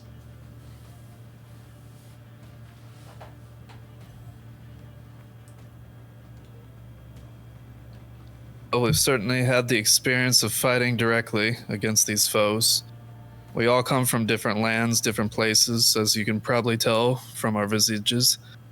I myself spent 10 years in Hell, in the city of Dis, dealing with all sorts of devils and creatures allied with our primary foe, Titivolus. We have information that's incredibly crucial to this war and to this fight. We have the ability to get behind enemy lines and strike. We've done so in the Shadowfell, in Hell itself, in the Feywild. We're well-traveled, well-experienced, and knowledgeable. Forged in the heart of fire, so it is. Azaras peeks up again. Then where were you when your country fell? And how were you unable to stop it then, if you are such a mighty force? Because the Feywild plays tricks with time. We were there for how many days? 8. 7? 10. 10 days. And upon our return, the Feywild twisted our time, and we lost many years. Was it actually 8? It was 8 days. I thought it was. Yeah, I think it was. I can double check. It's irrelevant. It I'm was pretty- a single-digit number. I'm pretty sure it was 8 days. Okay, we were there 8 days. Naminar kind of looks up and says, "What they're saying is true. It is well known of the effects of the Feywild. They are. It is possible that they are indeed at the mercy of the magics in between planes." Azaras kind of steps up, the lights from the firelight gleaming off of her platinum armor. The head of Bahamut glowing almost in the firelight. So we have a strike. I keep going back into the general, sorry. We have a strike force here of ragtag group of soldiers from a bygone era who have been lost in time for 3 years, who are taking on a fighting force that has already destroyed their homeland. It is no wonder you called the best. We will win. We would like you Win to be is with us. imploding. The Jarl stands up, Leaf stands up, Ragnar and Vigos on either side, both standing up. If we thought this was a mere fight, we would not have called for you, and we would not have called for the others. You are just the first to arrive. We sent word to the other heads they should be arriving within the next few days, with armies, hopefully of at least close to the same numbers. Baramash kind of goes, don't kid yourself, they do not possess armies of our stature. He's like, no, they do not. Neither do we. However, they are just as capable warriors. And their numbers are great. Always have the best army. What'd you say? I said the Fire Nation always has the best army. God damn it. I swear to God, I've never watched that fucking show. You really should.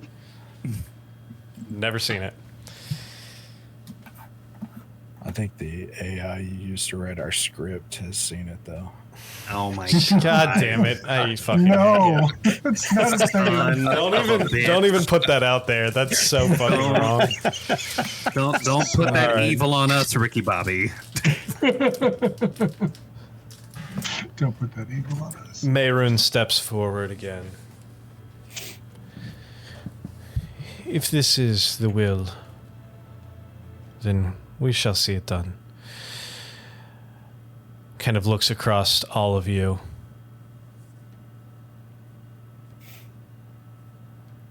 If we are going to be successful, it may be necessary to move quickly before these enemies you speak of realize the forces that you have amassed.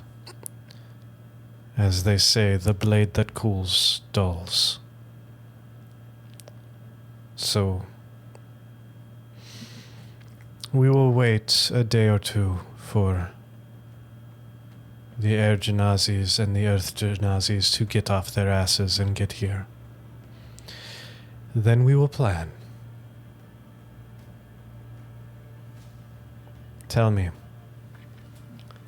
since you all are the wisdom of this group, the people who we are supposedly following into battle, what is the time frame? When do you expect the assault to begin?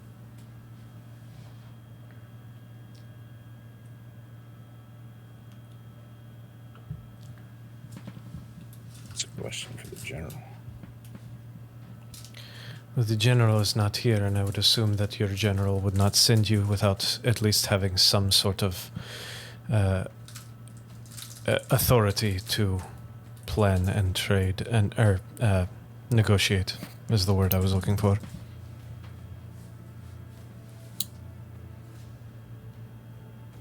We wish to strike fast, but we can't go in without a plan. If you're not familiar with how these mind flayers work, if your body's corrupted by their tadpoles, it's all over. And then we've just armed them with another powerful military. Just like Shan. And soon Kantakaria.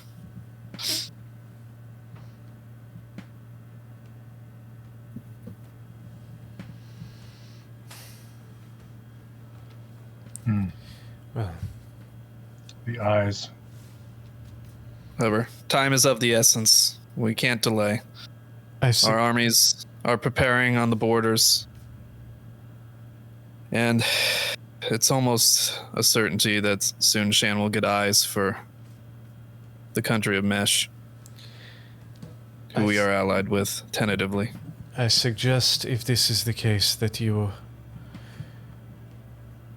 perhaps bring your general, since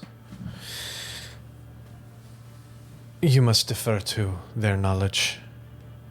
Perhaps I need to speak with them. How much time would your forces need to be ready? Our forces are ready as we speak. That camp outside, that is a war camp. We can move within a matter of hours. And kind of looks up to Leaf.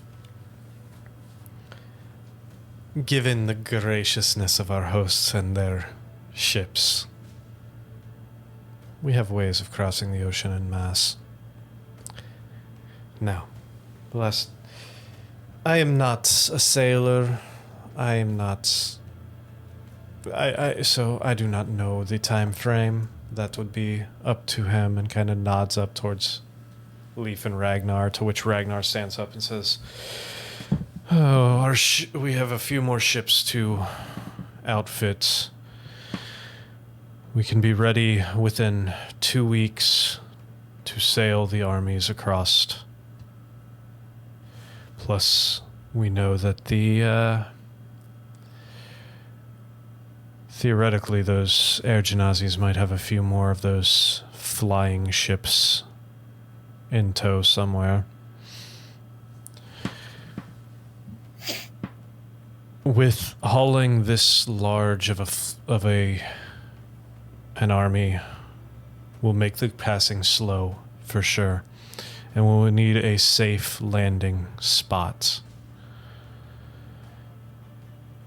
But it'll take about 2 weeks to get the ships completed. With the additional weight and the additional forces and provisions, we're probably looking at between 2 and 3 weeks to sail from Palmedon to Cantacarea. So you have 5 weeks to prepare some place for us to land. Sail. Do you have a suggestion as to where we can at least land and amass our forces for a ground assault?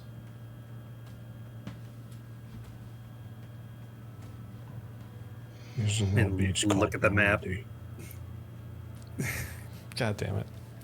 Let me look at the map. Let's take a look. Are you familiar with Rockrialt? An assault directly? You want us to land directly at the capital? Not directly.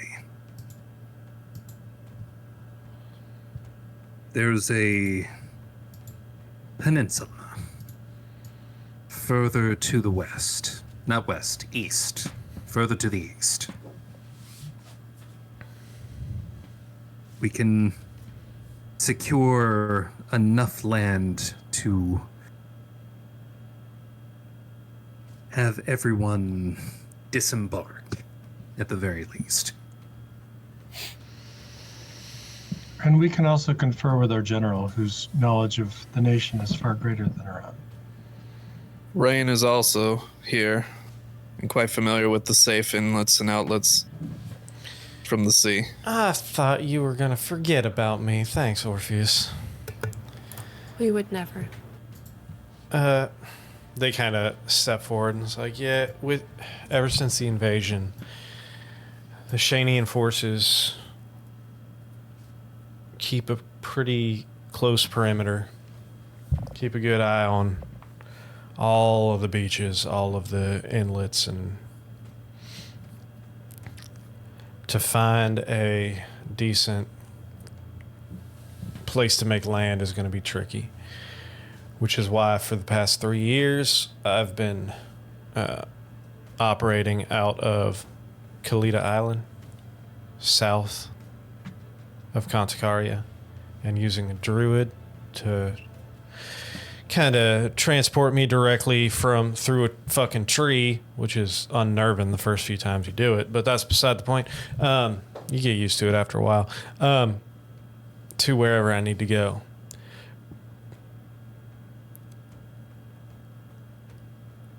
There's a couple options.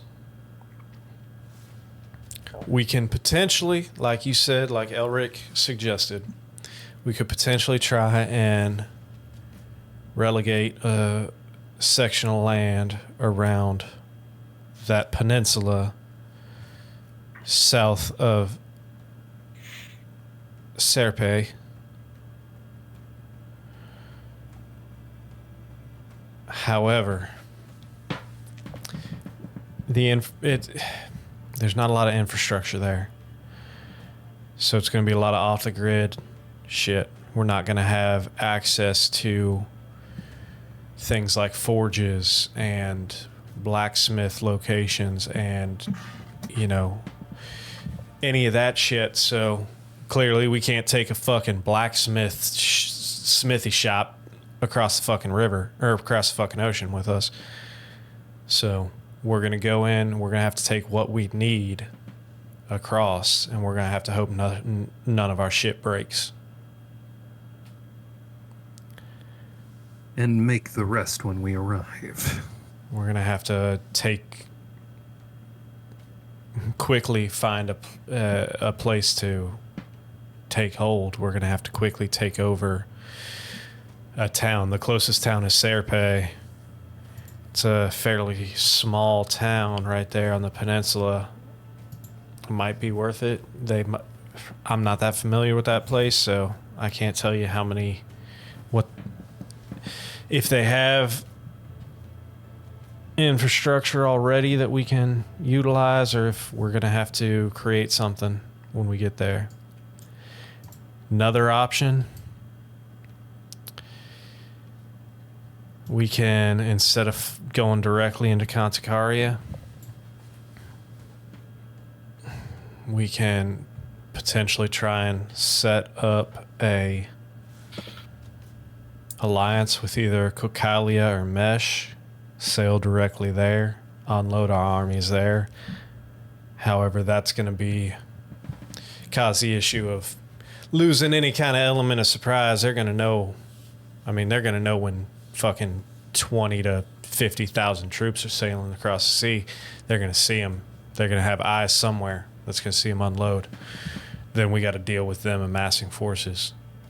It'll be a safer, if we can get the alliance, it's going to be a safer trip. It's going to be easier to unload. We're going to have easier time supplying, but it's probably going to be a much harder fight once we get to the borders.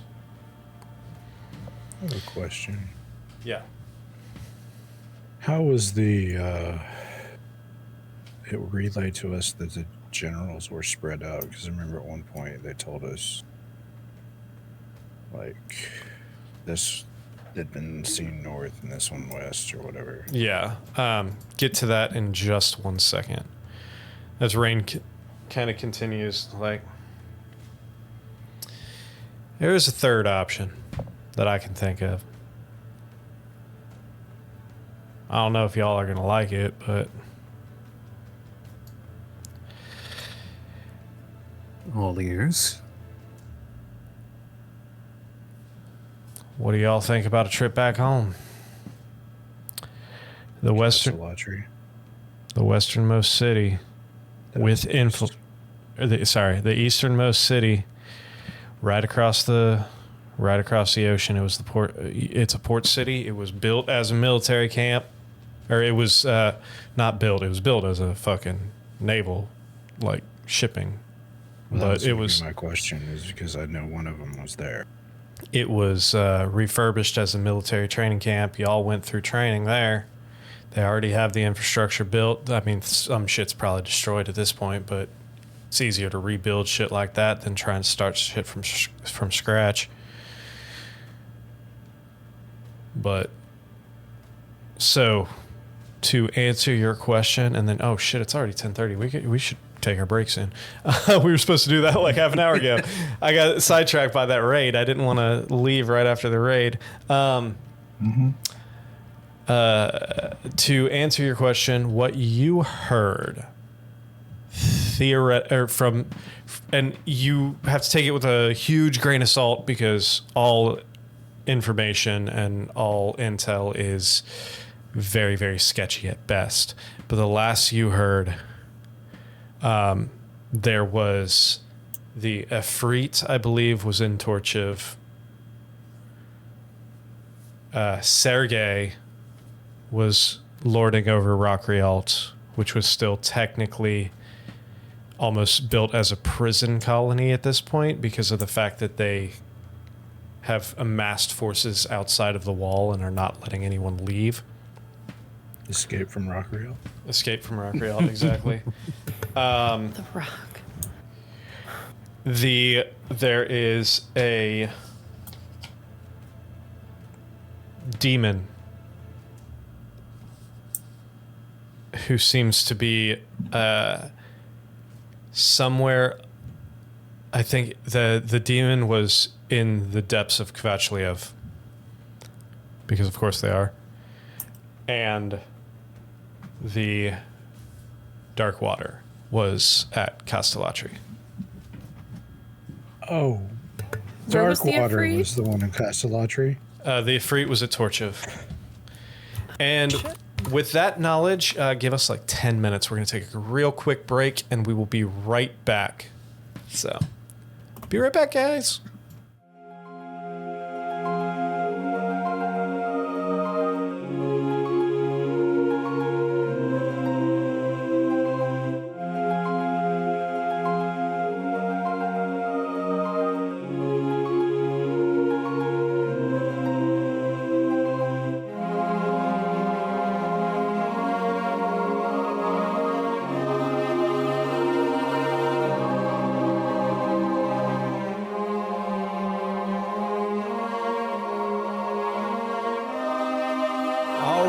Thank you for sticking with us. We are back. So, Oh yeah. what happened right before we left? Who said what? I don't remember. Discuss the options for landing. Yeah, discussing the option. They mentioned. You said fucking Dark Water was in. Yeah, Dark Darkwater is in Castellatri. So, I mean, I fucking told you weren't gonna like it. Well, there's always the Strahd X factor. The fuck does that mean? He's It's a trying long to become story. a singer. Oh, He didn't do as good as the he thought he would on America's Got Talent. So vampire lord that we sorry, Contemparia's Got his- Talent. Grover's Hours. account. returned. West acts as a free agent. Not sure if we trust him. Vampire lord. Oh yeah, because fucking trusting a vampire seems like a great fucking idea. Y'all aren't that dumb, right?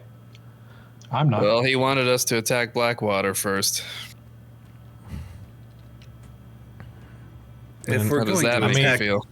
If motherfucker, well, if he fucking said that, then I'd say do the complete opposite of that. I'd say go. If fucking Strahd told you to attack Darkwater, I'd say just fucking, go buy Darkwater dinner or just fucking take him out for a nice fucking glass of wine or some shit. I don't fucking know. Just something that's not fighting him.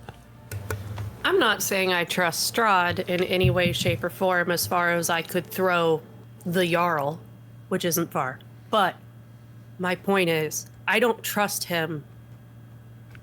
But we all know Darkwater is a massive problem.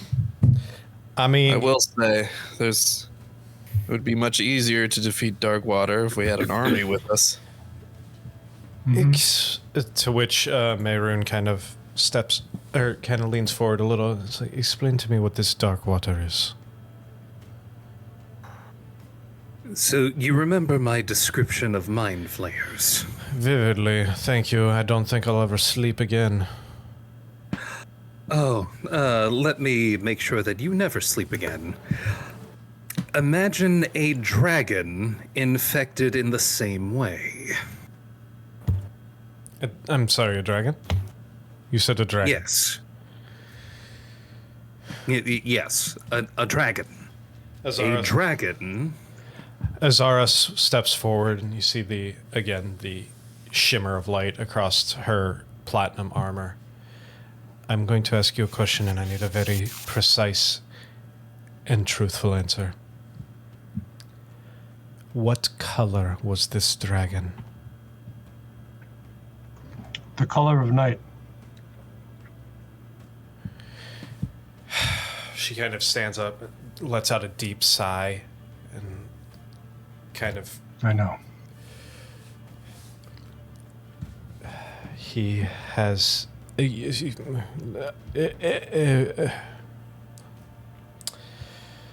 Forgive me for interrupting you. However, you're saying that these mind flayers now control a chromatic dragon? Yeah, he's got dysentery too. I don't This is know. Why he's called Yeah. Darkwater. Given that it's an elder brain, it might be the other way around. Now,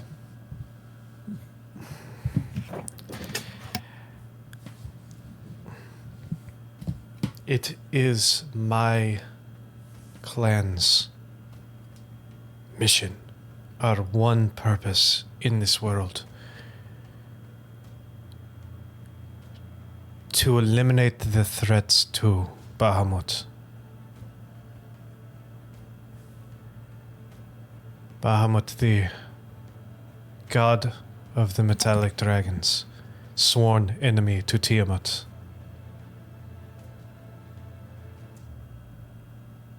This child of Tiamat, which was bad enough to begin with, has now been infested by these, what you call them, mind flayers.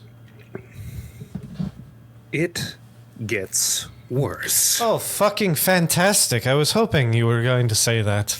I mean, he's infected with the brain, right? Not just a tadpole. He's Brain. directly infected with the brain, and where you would normally see acid come out of the mouth of a black dragon, it is now a spray of tadpoles. Probably some acid too. Yes, it may behoove to get our hands on as many helmets and masks as possible to prevent tadpoles from entering the face of the troops. This dragon spits tadpoles that infest other people and turn them into mind flayers. The ones who survived the transformation. Fantastic.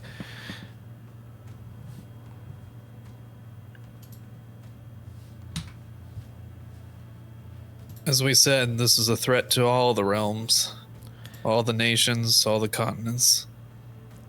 There's a reason why we reached out to the Jarl. This affects everyone. I see that. I am hoping to gain an audience with representatives of Bahamut so that we may possibly find metallic dragons to fight alongside us. Well, consider yourself lucky as you stand in the presence of a leader of... God damn it. Give me a second here.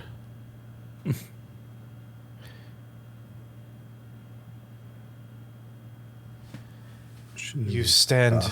Damn it. Yes, Bahamut, damn it.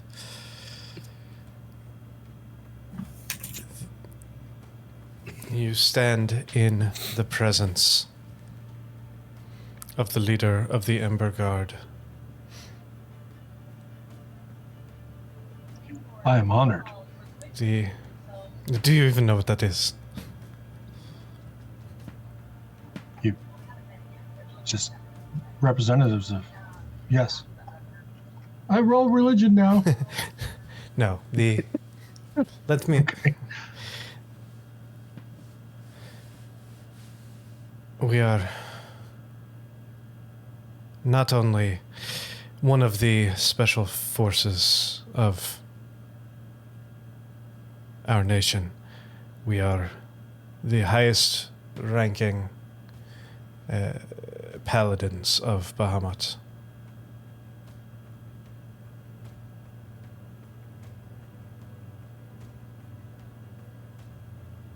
It sounds like we're in good company then. So, to get an audience with the servants of Bahamut would be to stand in the presence that you are right now. Thank you. Our nation has pledged allegiance to the flag of Bahamut. God damn it. What have you done? Our nation has pledged allegiance to the Platinum Dragon. We have forged ourselves in battle in his name and took up the cause of Bahamut.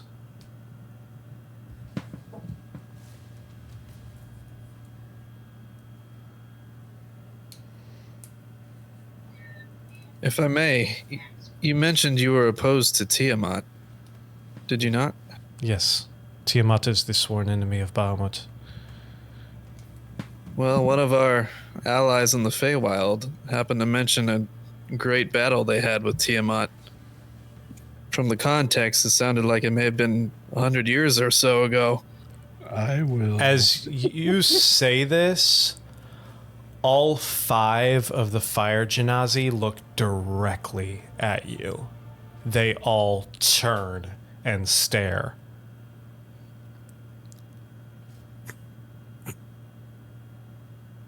Are you familiar with a Captain Sid Haywind? This fucking guy. Well, You can see Orpheus is starting to stand tall and kind of at the mention. Sid Haywind. That's a name I haven't heard in a very long time. of course I know him. He's me. No. Rips the mask off. Polymorph drops. No. Hey, you dumb fucks. No. I like fire. Fire Genasi, get it? Boom. Oh no. They look, the group, all 5, look at you. It's like, well, the name is lost in time. To which, this is coming from Naminar. Sorry, I can pronounce my own names.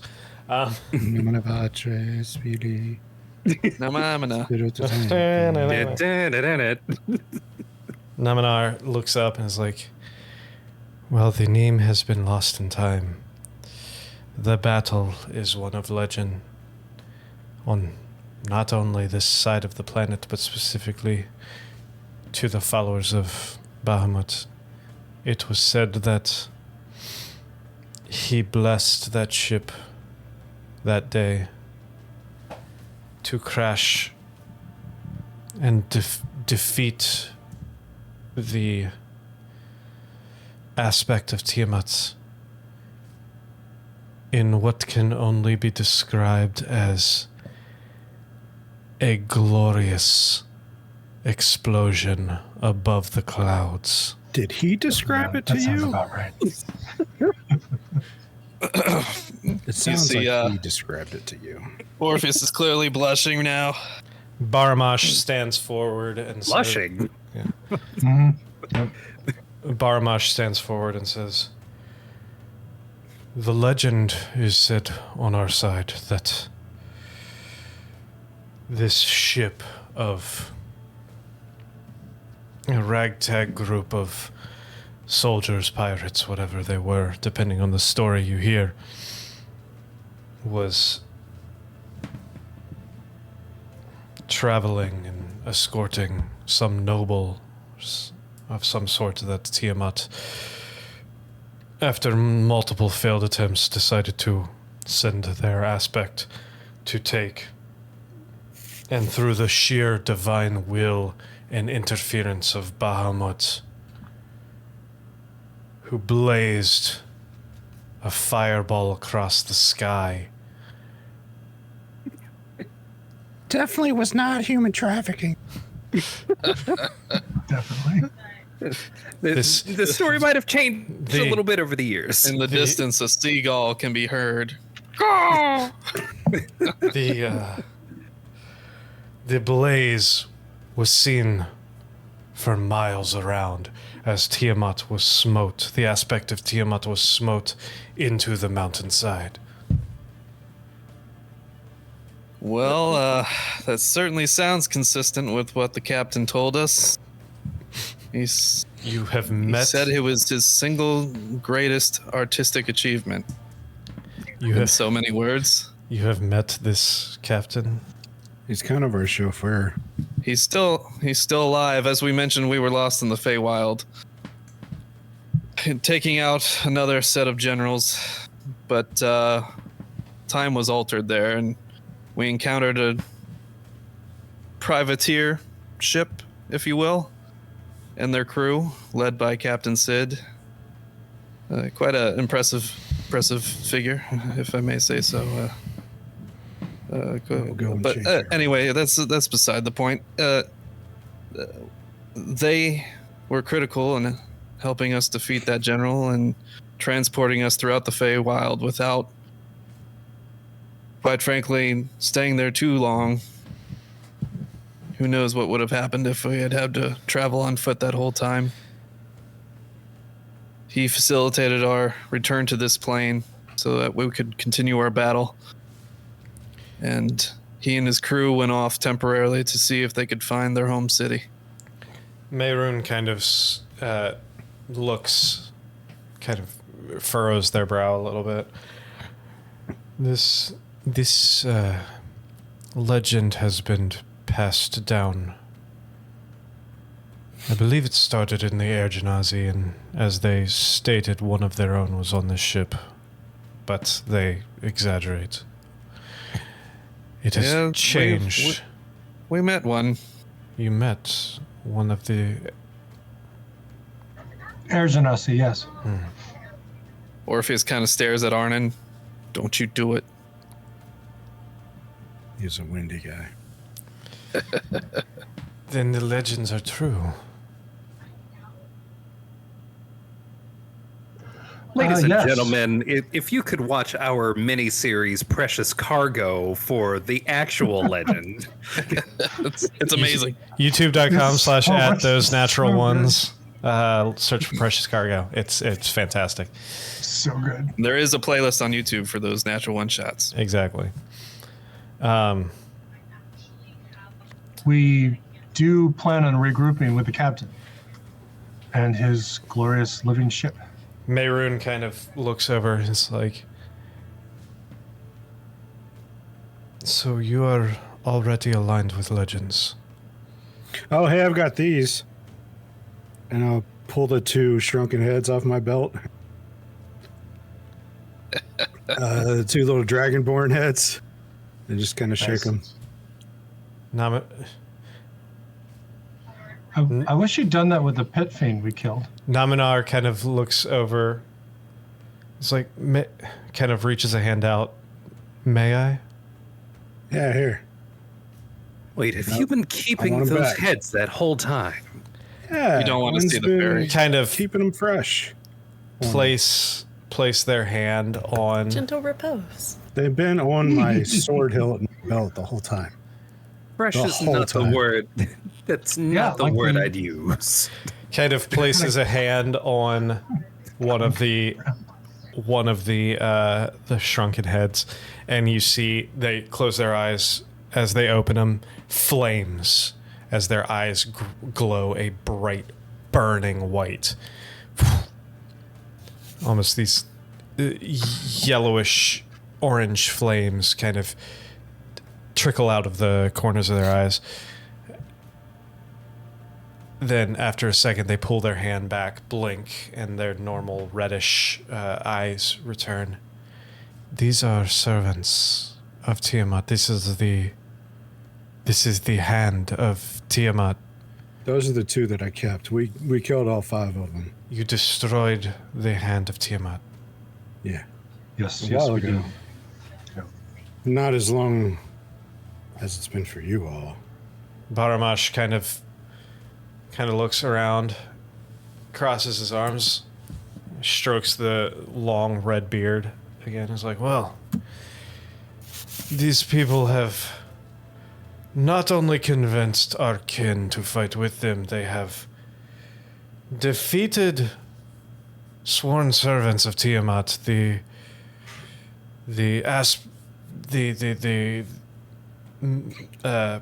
defeated the ass. defeated the ass. The ass, yes. The moose's ass, too. They have true. defeated the Got him. got him. God damn it. They have defeated the heroes of Tiamat. And they are already aligned with the legendary figures that fought and defeated the aspect of Tiamat 100 years ago. Yes, and soon I believe we will be seeking the alliance of the dwarves. I'm not too concerned, but I don't concern myself with dwarves. Or if Bush it's is just kind of impressed by pats how much they can drink. Cassandra on the shoulder. Right? You mean Ember?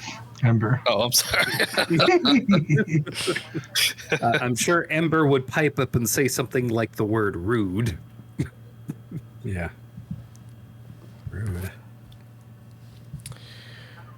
It'd help if she stood on her chair. Kind of She's distracted by Baramash the baby raccoon. kind of looks around and is like, well, I'm fucking sold. These people seem like they are worthy allies. If what they're saying is true, it could all be a big load of bullshit for all we know. I assure you, on my honor, it is not. He gave me the heads back, right? Yeah. All right.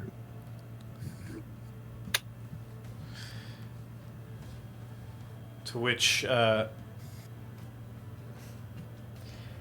after handing you the heads back, Naminar kind of walks around each one of you, kind of slowly inspecting each and every one of you. Interesting. What do I roll for sincerity? Kind of looks. Right? Make a butch check. She kind of looks across to the 6 of you. 6 individuals.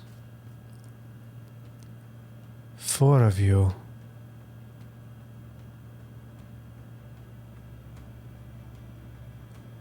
No. Not 4. 5 of you have been touched with the divine flame. Kind of continues walking.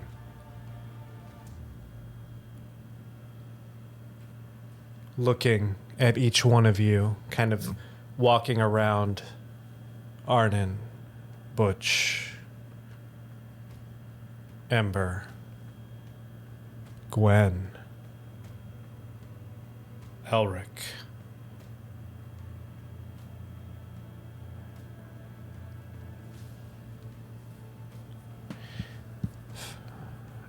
A touch of divinity.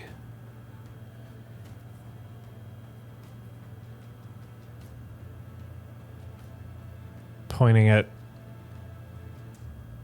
Butch. For you, it is the strongest. A dark blue flame rises. An aura of twilight.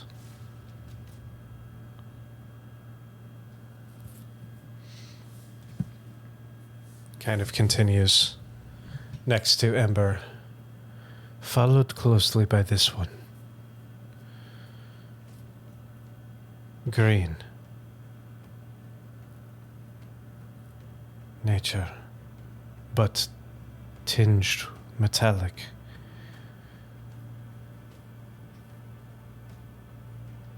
Walks over. Arnon.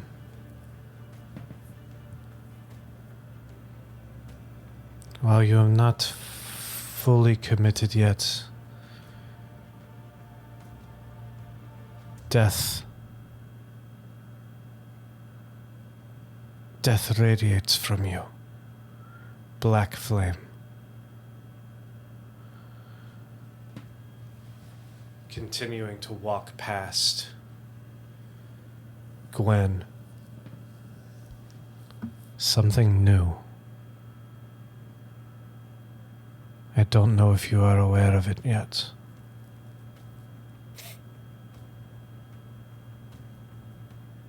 Brown.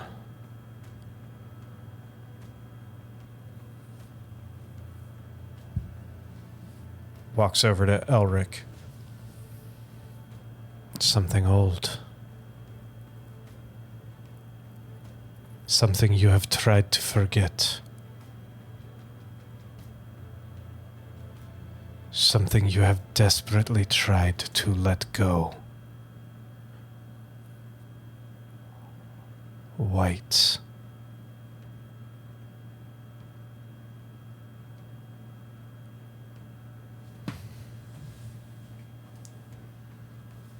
Kind of walks over to you, Orpheus. There is no divinity in your heart.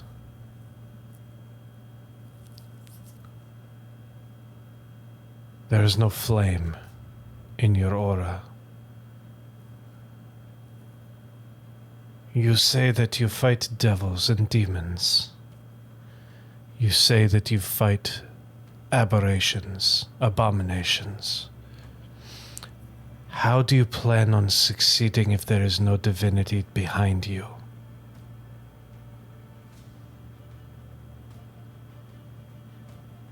Through my friends, through my allies, as I always have, as I always will. I fight to this day, not for my country, for I was nothing but a war orphan, a tool in this war against Shan and the greater cause. My allies are my strength, both those I've lost and those I've gained.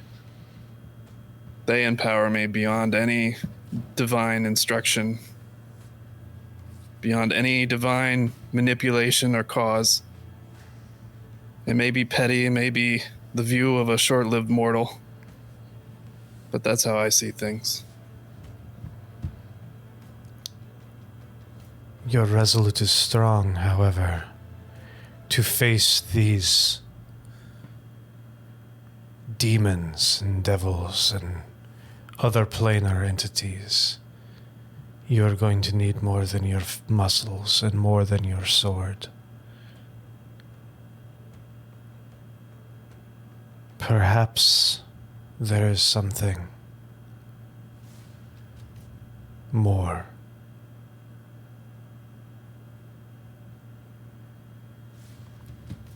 Kind of turns around and looks at the other 5 of you. Whether you believe it or not yet,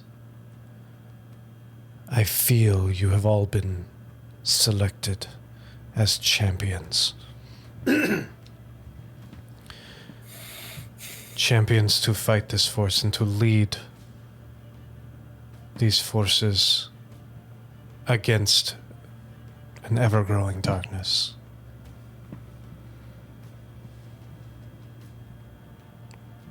Back to you, Orpheus.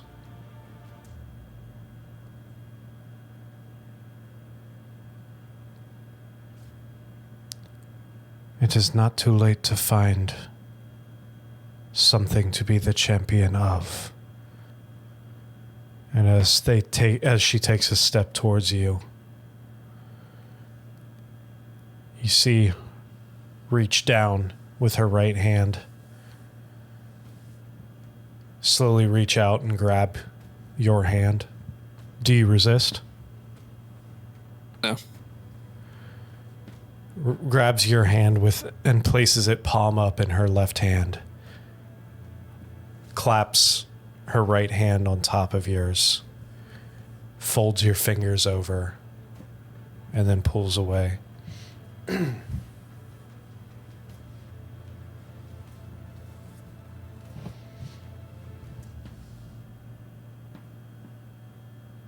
Think about what I have said, all of you.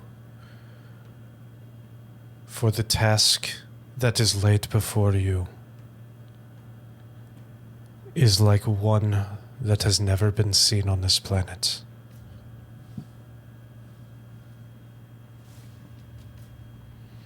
Your country has been burned. It has been decimated and destroyed. Yet the path of ash leads to rebirth.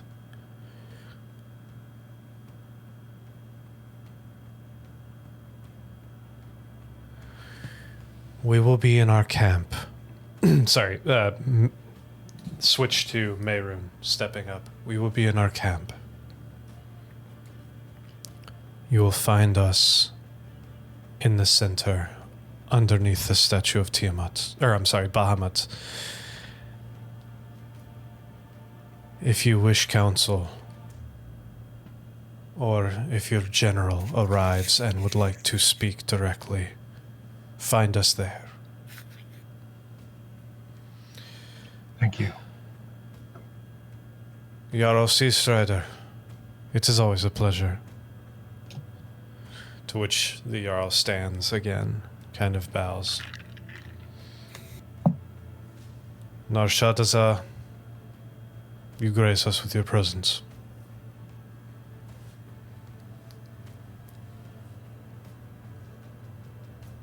The crier turns. What?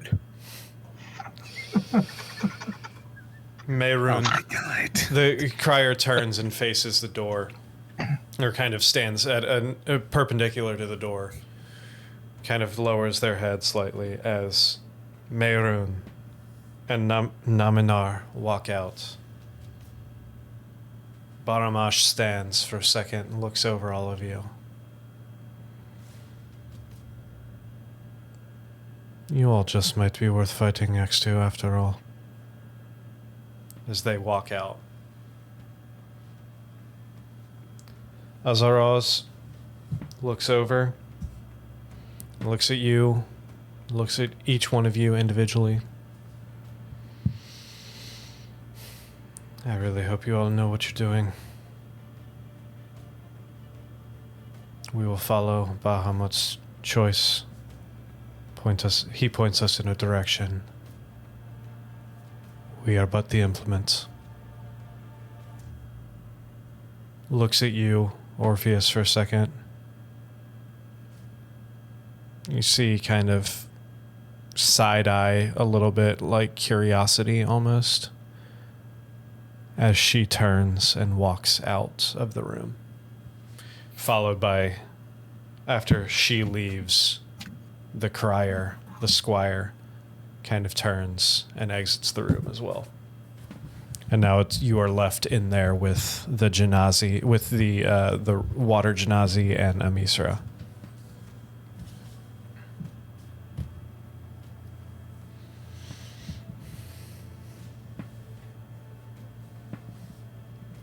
Looks like we might have some hope after all.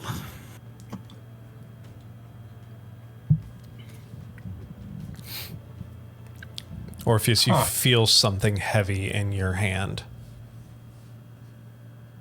I'll take a look. It's a room key. You've been invited to stay the night. Yeah. You open your hand and you see an amulet on a platinum chain of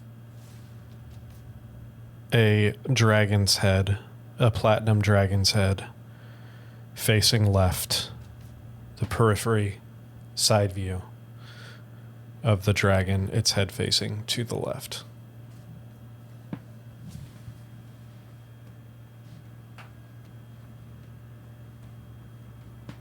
For the moment, I just kind of observe it and put it in my pocket for now.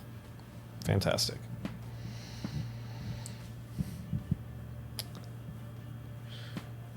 Rain walks over to you, Gwen. I told you my family was fucked up.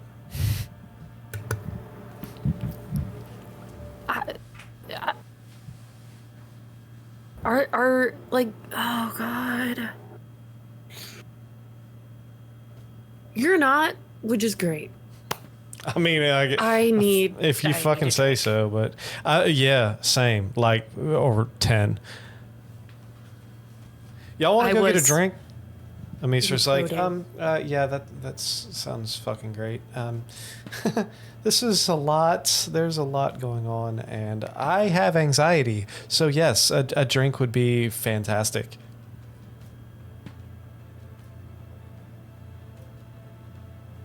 Just high five Amisra. Yeah.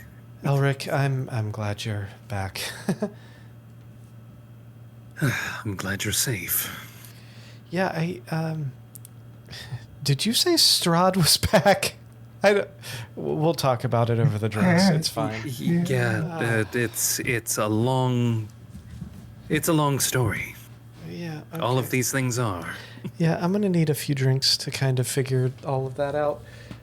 So, Right. We could all do with at least a couple. Vigos walks up next to you, Arnon, and just kind of like does the little like, "What's up?" They serve appletinis in this town.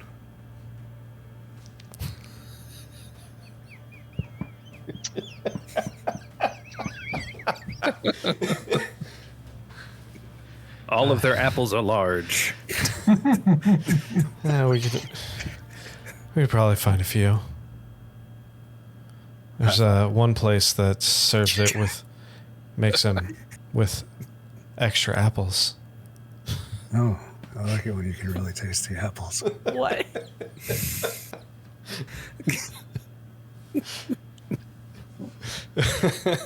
Oh my God. Huh. I really thought you'd be more of a Kahlua and nut milk kind of guy. Oh, I told you last time. That was, what, 2 hours ago? I told you about that servant in the house, Bailey. That Yeah, drink you used to yeah. mix. Yep. It's good with Kahlua, though. Oh, Bailey. Orpheus is gonna go up to Rain while this is going on and kind of pull the chain out of his pocket. You know what this was all about? Apparently, they see something in you. I don't know. Fucking religious folks, right? No offense, Butch or Ember. Well, I'll take that as a verb instead of an adjective, and I'm fine. Yeah, it's never really been my game. Oh my God. I mean, I get that. I mean, I've never been one. I've never been the most pious individual myself, but some of the shit that they were saying kind of made a little sense, you know? Y'all are fighting a devil. Y'all are fighting an army of devils and an army of other weird shit, too. Maybe having a little divine at your back might not be a bad thing. Yeah, maybe. Then again, what does it want in return? That's always the question, isn't it? I mean, you don't got to tell me twice. That's fucking preaching to the choir. No pun intended. Yeah, what am I? Yeah, of course the pun was fucking intended. Yeah. Why don't we join Gwen and get some drinks? Hey, Nick, did you see the GIF I put up? We of didn't the leave. page She's still just leaving? standing here. I thought you were talking to Misra. That's the page leaving after. That's awesome. Fine. For those still watching, join our Patreon for access to our Discord, so you can see these gifts that as they happen. Patreon.com/those natural. Exactly. Oh my gosh, that's really funny. Gifts Make as a they log. happen. No. Just leave it at that. Just leave the picture. That's Make it. the all group. No further awesome. context. Oh my god. If we ever get a sponsor, it's only going to be Lion's Den. I did the Scrabble letters. Not gonna turn that down. Like Cassandra wanted. Yeah.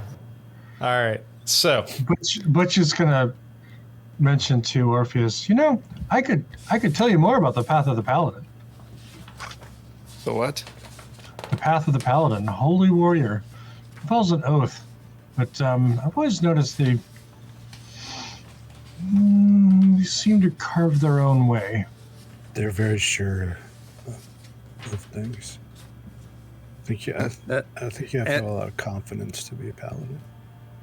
As that story is happening, I'm going to just walk out with a Misra to wherever Rain said they were going to get booze. yeah, you're all kind of meandering out at your own pace at this point, headed towards the siren song again. Medium pace. In and out at a medium pace. No.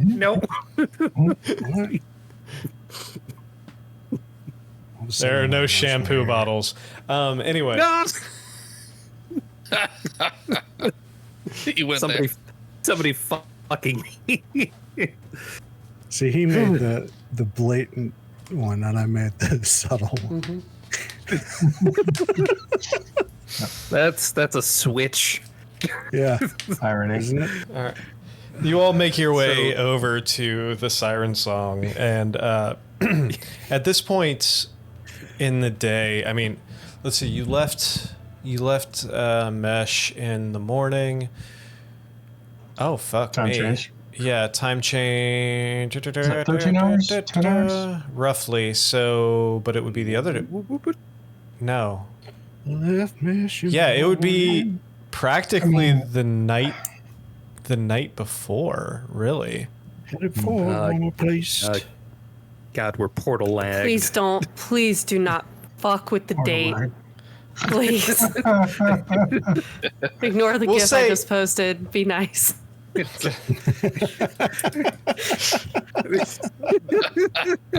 love Literally, that one. I love it so much. that was because I was trying to figure out the time change while transporting from one side of the planet to the other. We'll say it's. It doesn't make any fucking sense. Fuck it. We're just gonna go with it's the same day. It's just the middle of the day because that doesn't make any other sense. Yeah, I mean, the without same interracial thing. commerce, it doesn't really matter.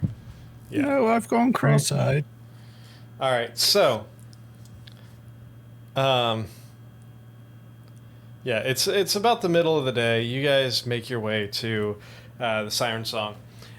It's not very busy yet. There's a handful of Genazis, mostly laborers and stuff, kind of having their afternoon meals and such. But you walk in and there are two Genazi servers, both female, wearing these pretty nice-looking, like black and red dresses with little white aprons and everything. They kind of see you and, oh yeah, have a seat anywhere. We'll be right with you. So your group kind of meanders over and finds a table to sit at.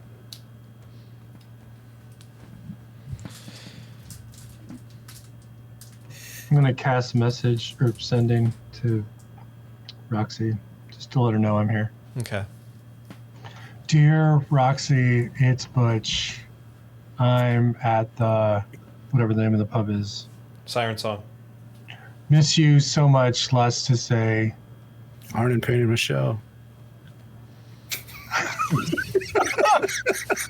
Oh my god.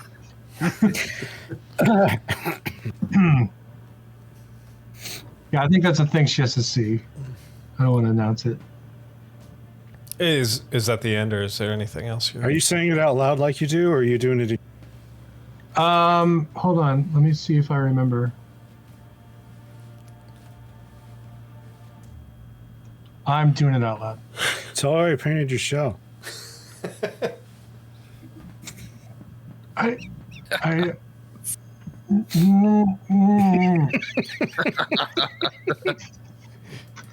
I don't know if this works, but I'm gonna shout it in. I painted his shell. All right. I'm gonna roll a will save. What's my DC to not think it? I rolled well. I don't. Yeah, no, you're good. You rolled a 25. Oh dang, yeah. Sorry. My God. But which will turn to you, Arnon. I'm and on say, stone. Arnon, I need more on my shell. Okay. It's not even.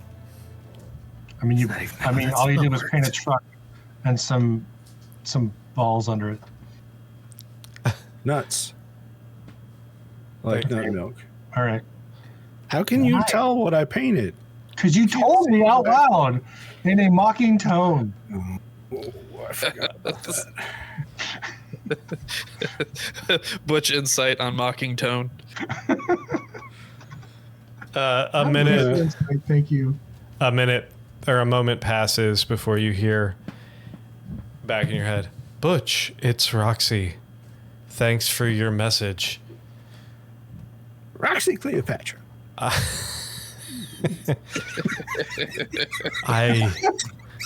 What? That's a blooper I need to find and put in the chat, the Patreon chat. I can meet you in about an hour if you're still there. Oh, got time to paint.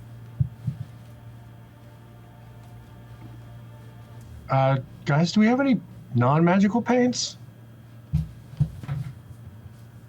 I hope I didn't paint that stuff on with magical paints. I thought no, we got regular paint when we Yeah. painted your shell last time. We didn't use the magical paint for that because we didn't want it to come alive. Remember, if we painted bees and shit, it would be just bees. That's fair.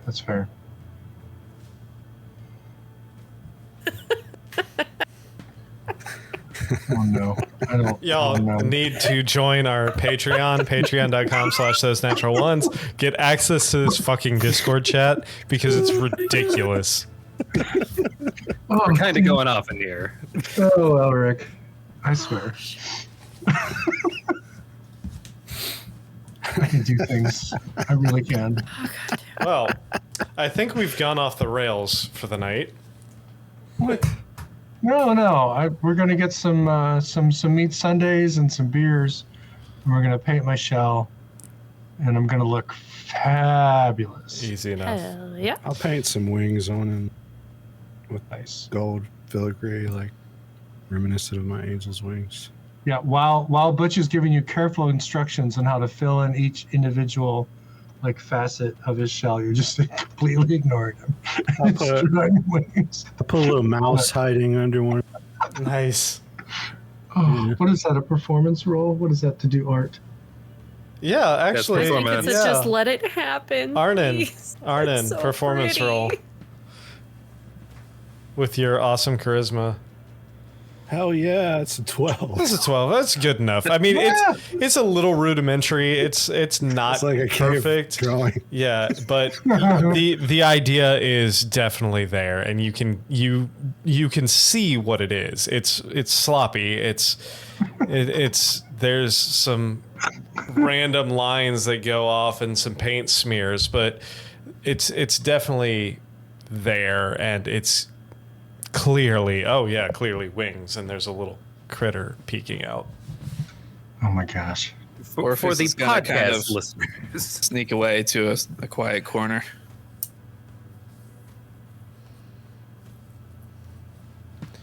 Go ahead, Emery.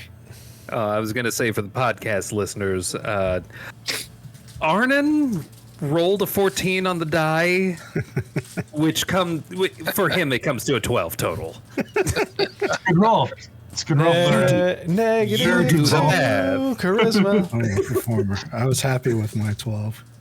For those for our Gen Alpha viewers, he is not the Rizzler.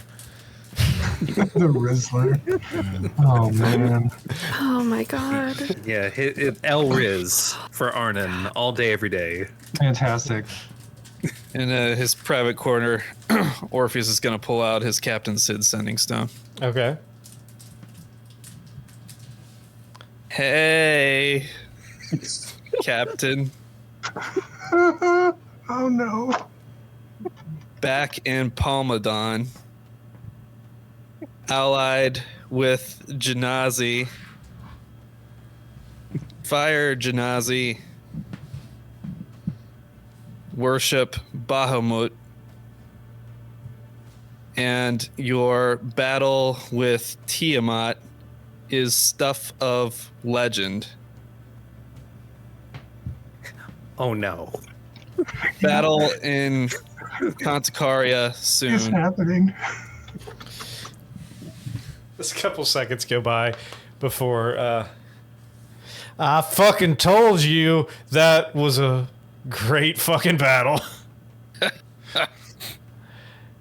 Let me know where and when y'all need me, and I'll pick up those fucking goblins and meet you guys No.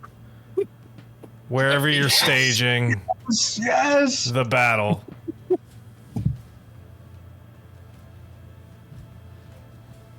I look forward to seeing you. You can't send again. Oh, I can't? I No. thought, I thought I you mean, could you can I was recast the spell. stoned. No, it's a It's a stone. Oh, it's stone. Stone. All All right, right. so- Butch could do it for you. P.S. Butch is getting drunk, though. I would have said more than Stone. in a different way. Oh well. My fire burns brightly for thee. Nice. It's ascending stone, and then the PS stone, and then the PPS stone. Orpheus and then kind of and another thing stone. And the yeah, We're familiar with that stone. yeah. And Orpheus another, returns to the grip at the table. The and another thing has a special ability that it can be recast every 35 minutes. God damn it. Is there a per my previous sending stone? Oh my gosh. As Butch drinks more, he's talking more about, well, if we go to the doors, we could go to the Goliaths. Or who else would like a good fight? Maybe there's other. Come on, we're Right. gonna have a big war. Rain leans over to you, Gwen, and says, "Remember what happened last time he got this drunk?" Yeah. Yeah, I do. Let's just I mean, fingers crossed. Arden, don't let me get too drunk, because Roxy's gonna be here in about minutes. Should have some appletinis there. We should decide what drinking game we're gonna play this time. Oh So- god. I think I need more meat. Apples? And with that, I think that's where we're going to end it tonight. So, One last thing. yeah, one last thing. Yeah, one last thing. While all of this socializing is happening, fuckery, if you will. Fuckery. While all of this is happening, Elric, Fuckery? also carrying on with everyone, does have a compartmentalized part of him in the back of his head, trying to ponder or consider what that white flame means. Sure. And maybe we'll get to that next week. Maybe. Maybe. So, thank you all for joining us. Thanks to all of the people who rated, who I think are all gone now. But for those who were watching and those new subs and new follows, we really appreciate it. Thank you. Yeah, Yeah. make sure you, Absolutely. for continuation of this storyline, join us next Tuesday at 8:30 Eastern Time at twitch.tv/thosenatural1s or youtube.com/@thosenatural1s to get caught up on all of our previous 109 episodes of this series, plus all of our one-shots and other random things. Make sure you subscribe to youtube.com/@thosenatural1s and take a look there. We got hundreds and hundreds of hours of fucking content over there. But before next Tuesday, make sure that you tune in on Friday at 7 p.m. Eastern Time for our finale of the Bats Out of Hell. It's 2 parts, 1 shot, 2 shot, red shot, blue shot. I don't know. Oh my god, we're falling apart. We're landing the plane. We're landing the plane. Why do we have sound now? Our landing gear won't come down, but we're landing the plane. Either way, join us on Friday at 7 p.m. Eastern Time for our sitting around a table rolling real dice in one room together, most of us, except for those who can't be there. And then we will see you to continue this on Tuesday. So, again, thank you all, and we will see you on Friday. Where hopefully, for your sakes, you don't roll a natural 1 trying to send for help. Oh no. We'll see what happens. Arden's gang awesome. Exactly. No, you stop that.